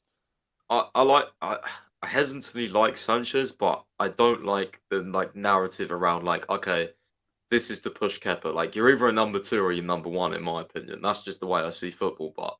But you're not going to rotate Sanchez and Kepa, are you? So no, you're not going to rotate them. You're going to bring them in and see who's better, and then judge who you're going to play, I guess. But then from that point on, you're like, okay, that he's the number 1 now.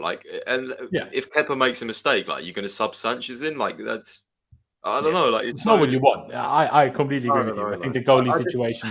The goalie position is a position where the one that is number 1 should have that confidence of being number 1, of making one mistake isn't going to cost me the spot, because that's going to make them hesitant when trying to come for balls and whatever else. So I agree with you. But the number 2 you have needs to be good enough to then push the number 1. But then the number 2 is like, well, I want to be the number 1. So I don't know. I've always felt weird about number 1s and number 2s for goalies. For me, I personally, if you're going to go with Kepa, I personally would have kept Slonina, but then again, you're like, well, you want Slonina to play, and also it took 1 minute for me to see Slonina is not ready. my guy was like, people running at him, and he was terrified. He just get rid of the ball. Okay, it was only happened once, and it was the first time he had the ball in the game. Fair play, but still, I just think you just need someone needs to send Slonina some beard growth or whatever, because you can't look like a 5-year-old. No striker's ever going to be doubting whether they're going to score against you. It is I look at Arsenal as well. You look at Arsenal. I have why the hell are they bidding for Raya? Maybe they don't rate Ramsdale, but those 2 number 1s. I guess their second goalie is American, so.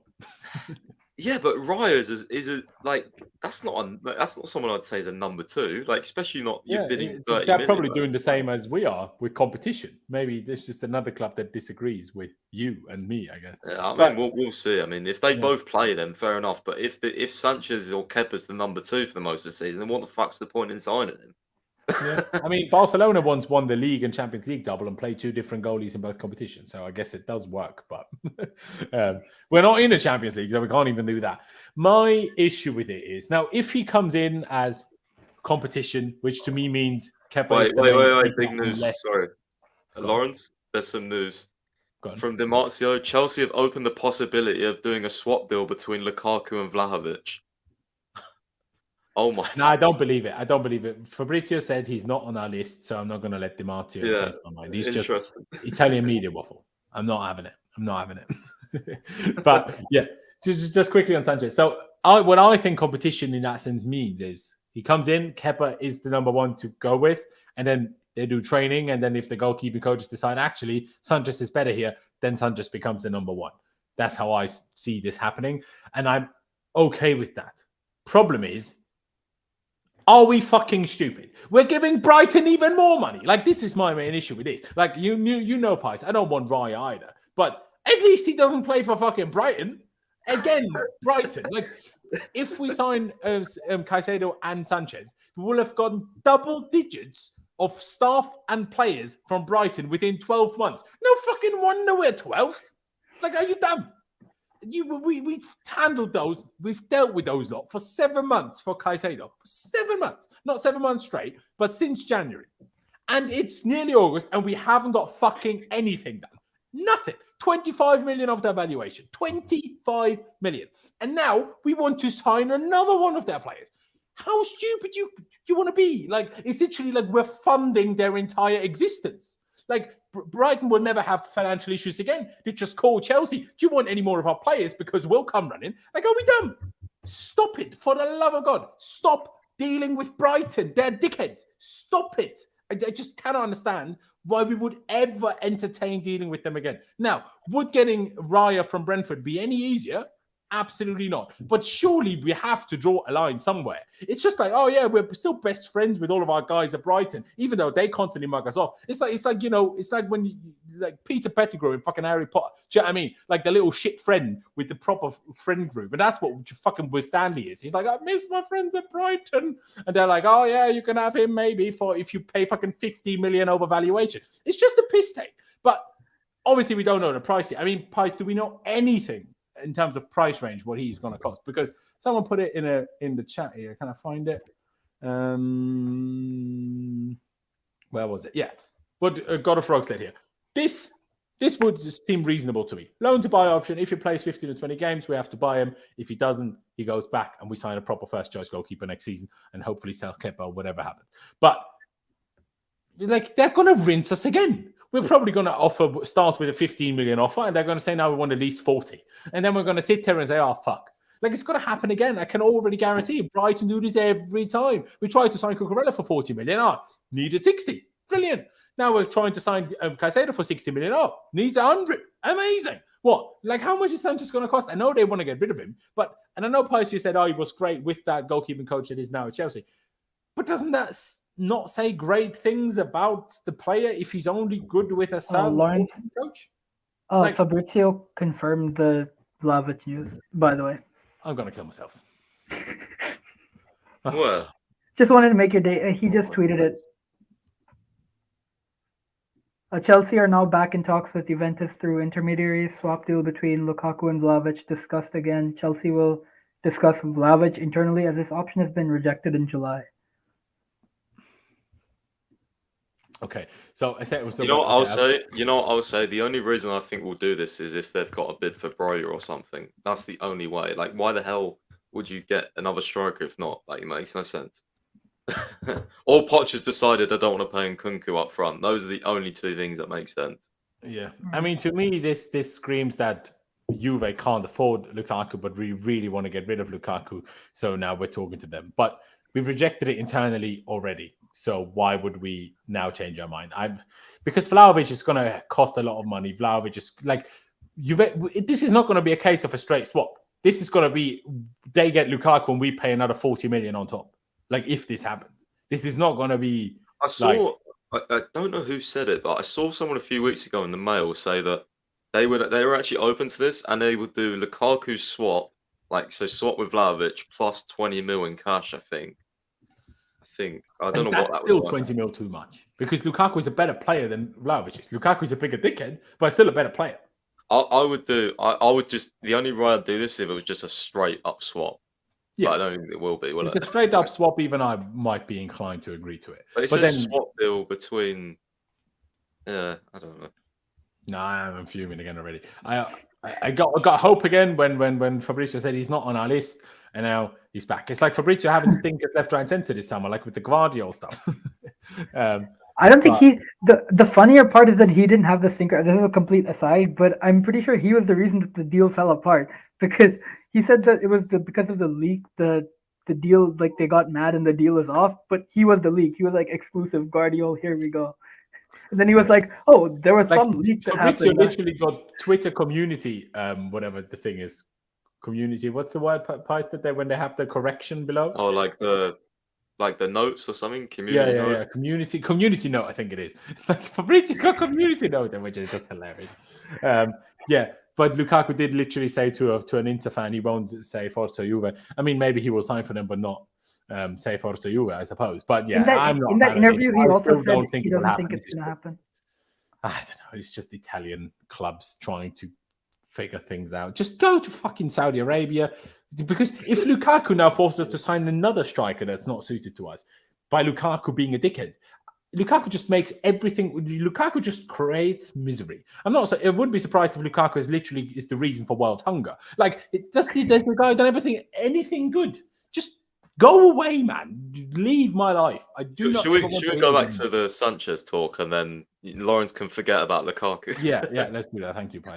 Appreciate that. But he's just as mad with dealing with Brighton, so he's screwed up. Yeah, I'm also mad about this one anyway because fucking Brighton. Like Sanchez himself, I don't mind. I think he's a good goalkeeper. That if it is as a competition or second choice, I'm all right with that. I don't think he's better than Kepa. So I think if we sign him to be number one, that would be a waste of money. But I think he's probably roughly similar to Kepa. So as competition, maybe number two, I guess that makes sense. But I just don't understand why you have to go for another Brighton player. I mean, I'll let you speak on this in a second, Adash. But don't you see that side of the argument to some extent, Pies? Because you're like, why are people so angry? I'm not sure if that applies to everyone. I can only speak about myself. But my reason for why this makes me angry is because it's giving Brighton even more money and giving Brighton another opportunity to drag things out. Where I'm like, why? You know? Yeah, you know what? I agree with you on that sentiment, but everything I've seen and what I've been arguing against online is just the player himself. And like, if we signed, I guarantee you, this is what I hate about this fan base, right? If we signed Trubin or something from Shakhtar, they'd be like, "Oh my god, unbelievable negotiation." But we signed someone from Brighton.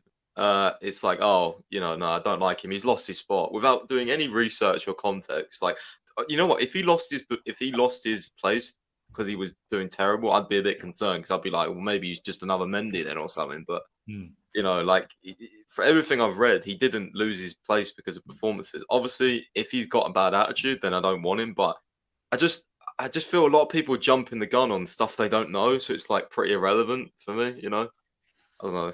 I also mentioned. I hear that. I hear that, but it's like, if we're not giving him guaranteed number one, that doesn't exactly, and he has had some sort of personal issues or attitude issues, him not being guaranteed number one doesn't exactly seem to rule that out. Again, like you say, we don't know the details of it. And that's why I don't like this whole number one, number two thing, because I'm like, you have a number one and that's it, Yeah, but you're also not happy if that number one is just Kepa. So it swings and roundabouts. Very true, very true. But I would be happy if Kepa was number two.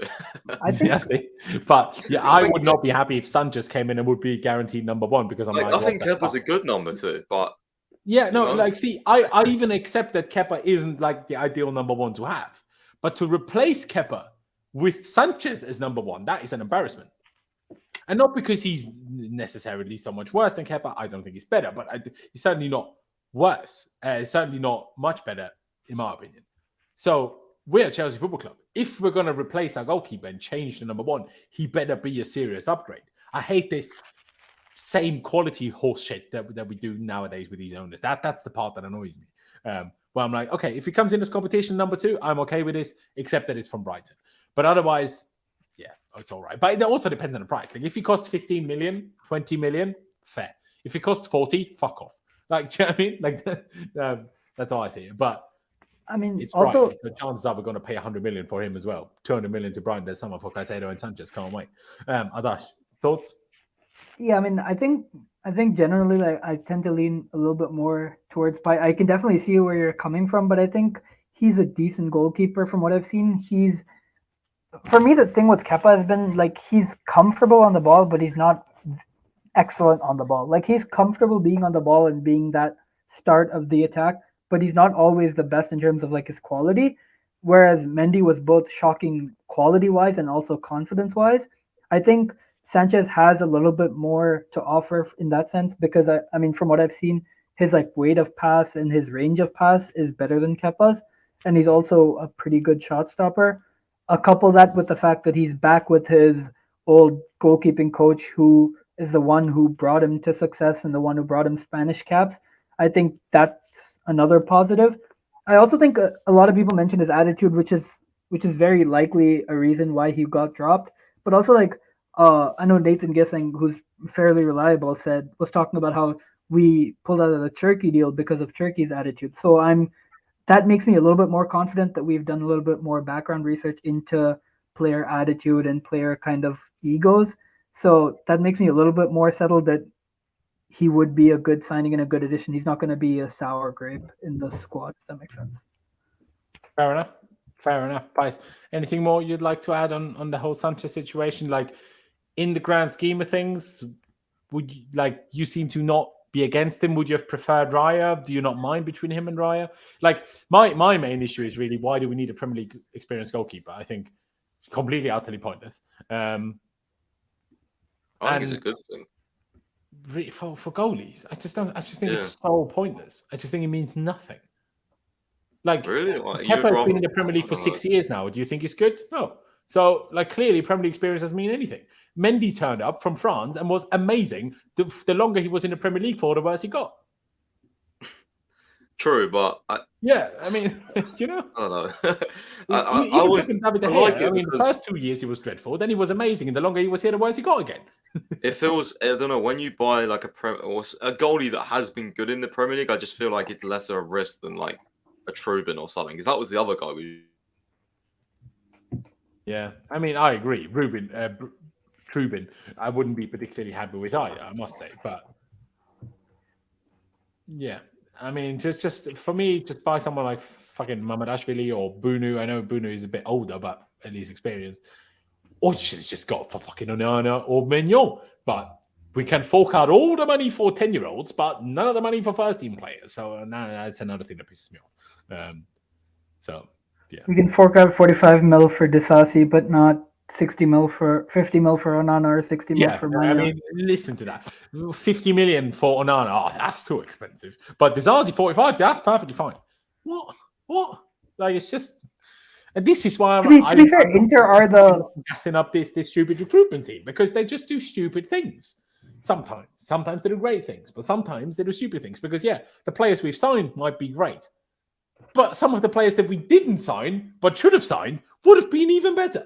Do you know what I mean? And who's in charge of the incomings out of all the directors? Sorry.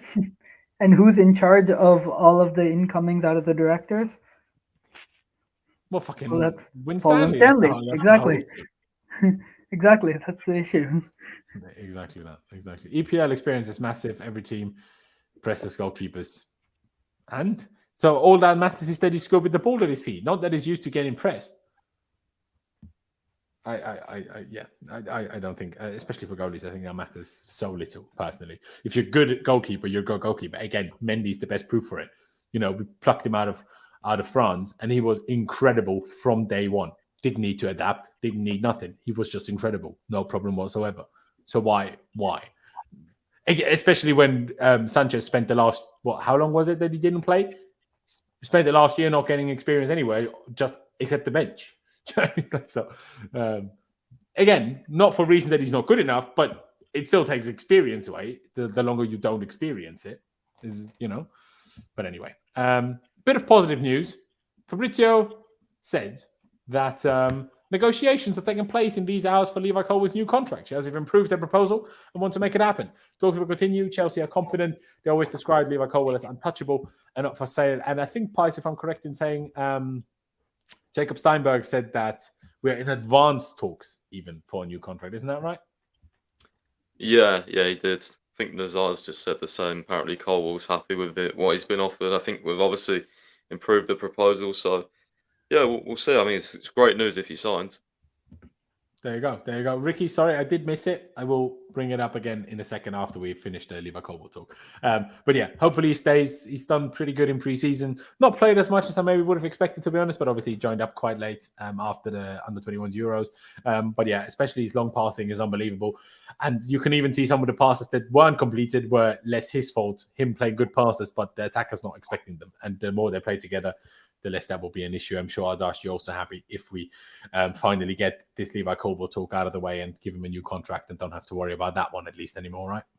Yeah, absolutely. I mean, preferably, honestly, like I would also want to like delay the announcement of the contract. I want to get everything sorted, but delay the announcement until after Caicedo, because I feel like once if we sign a new deal with Levi, they're gonna be like, oh, that's an extra 20 mil. No, Caicedo's 125 or nothing.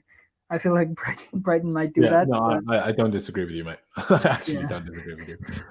But yeah, just super quickly, as we get this one out of the way, something we should probably mention, even though we touched on it earlier, and that it's basically confirmed he will go out on loan, but Chelsea have also signed Lesley Ugochukwu. Mauricio confirmed basically that we need experienced midfield, which I still find baffling because Caicedo is not experienced. He's good and talented, but not experienced. So the more Poch says this, the more I'm like, does he even want Caicedo?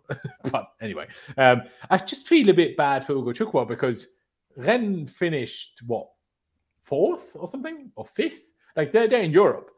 They had a good season. Now he's going to Strasbourg, who barely scraped not getting relegated. Now, like, I feel a bit bad for him if all that leads to for him is going to Strasbourg. But yeah, he seems to be a good player. Seems to be no worse than Lavia, but apparently not good enough to be with us, which is a bit confusing because everyone's telling me that Lavia should start every game.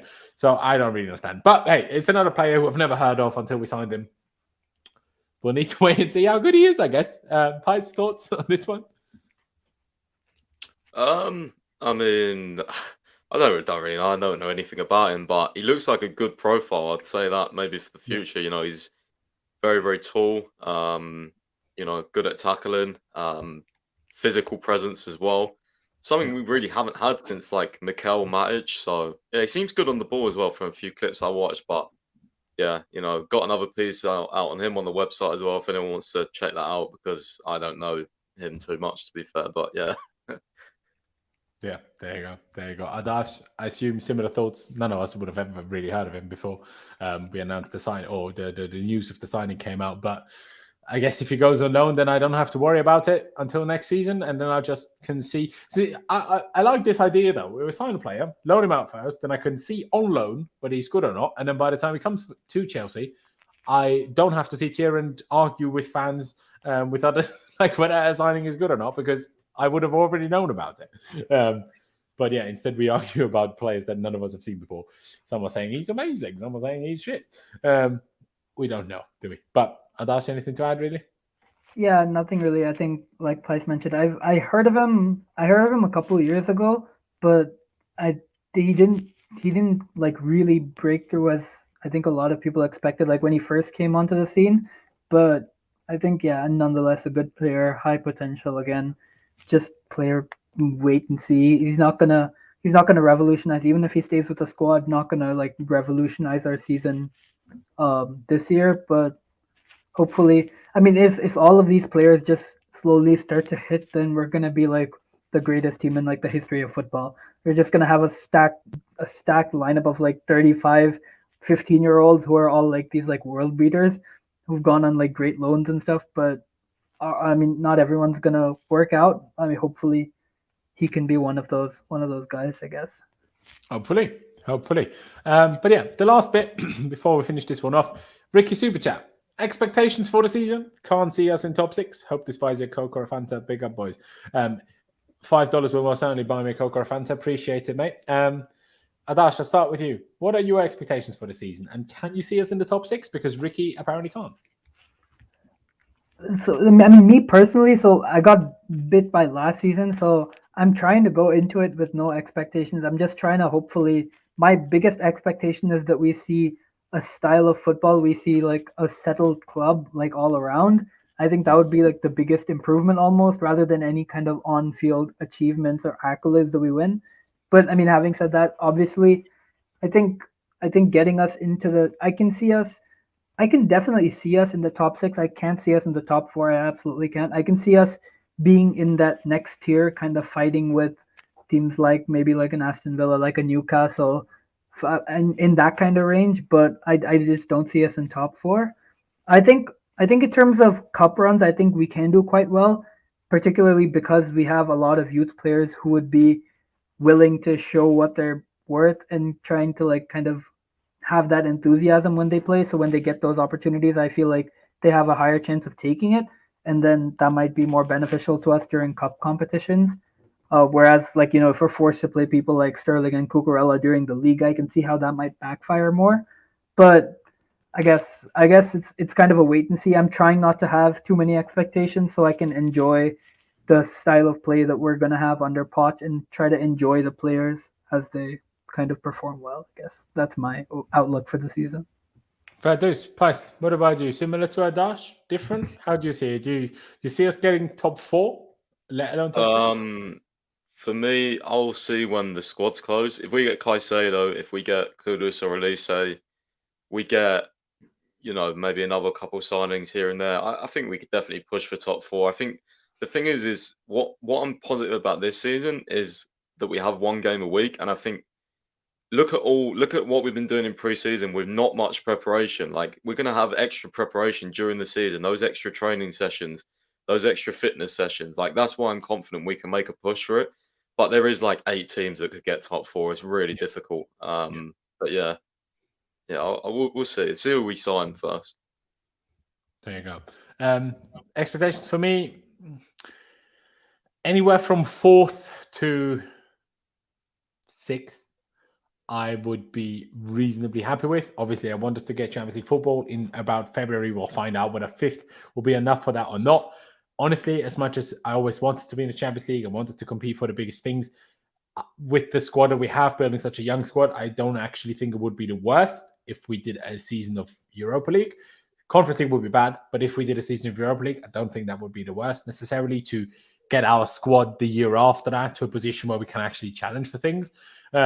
But obviously, in an ideal world, we get into either top 4 in Champions League that way or top 5 in Champions League that way, depending on how that all goes with the Champions League. Cup run, sure. But as I always say, for cup runs, depends on the draw. I want us to do well. But if we get City away in any round, then I'm like, okay, well, hopefully we win. But I'm not going to be mad if we don't, if that makes sense. So, yeah, in an ideal world, I want to win a cup. But City is very difficult to beat. So, yeah, I'm not going to be mad if we don't against them. But pretty much anybody else, I'm like, go on, give us a trophy, because the Premier League Summer Series ain't going to do it, is it? Adash really wants to have an Mbappe chat. Apparently, Todd Boehly called PSG to talk about Mbappe. Completely pointless, because, yeah, I'm sure we'll figure out something with PSG if we wanted to. But Mbappe will still not want to come to Chelsea Football Club. So just get it out of your heads. Mbappe's not coming to Chelsea. Just deal with it, please, for the love of God. But yeah, so someone asked Oli's news. Fabrizio said, we like Oli's, but I don't think there's much to it. Just wait and see. It's just, I don't even care about, like, this Vlahovic stuff. I mean, I don't want Vlahovic, and the Sanchez stuff as well. I don't want, like, even Disasi pisses me off. Ugochukwu pisses me off. I don't care. I don't want anyone until we have Caicedo done. Like, no. You should have had Caicedo 2 months ago. Get Caicedo, and before that, I don't want you to talk to anybody else. Get that done, and after that, we can talk. Before that, fuck off. I don't want any of the signings. Give me Caicedo, because without a midfield, we don't even need to turn up to the season, man. Do you know what I mean? It's as simple as that for me, really. But, ladies and gentlemen, this has been the return to Chelsea news, Chelsea pre-season, talking about the games. We played Dortmund on Wednesday, was it? Obviously, Wednesday to Thursday night for us. We won't stream directly after because it's crazy hours again, but we will stream about it the next day.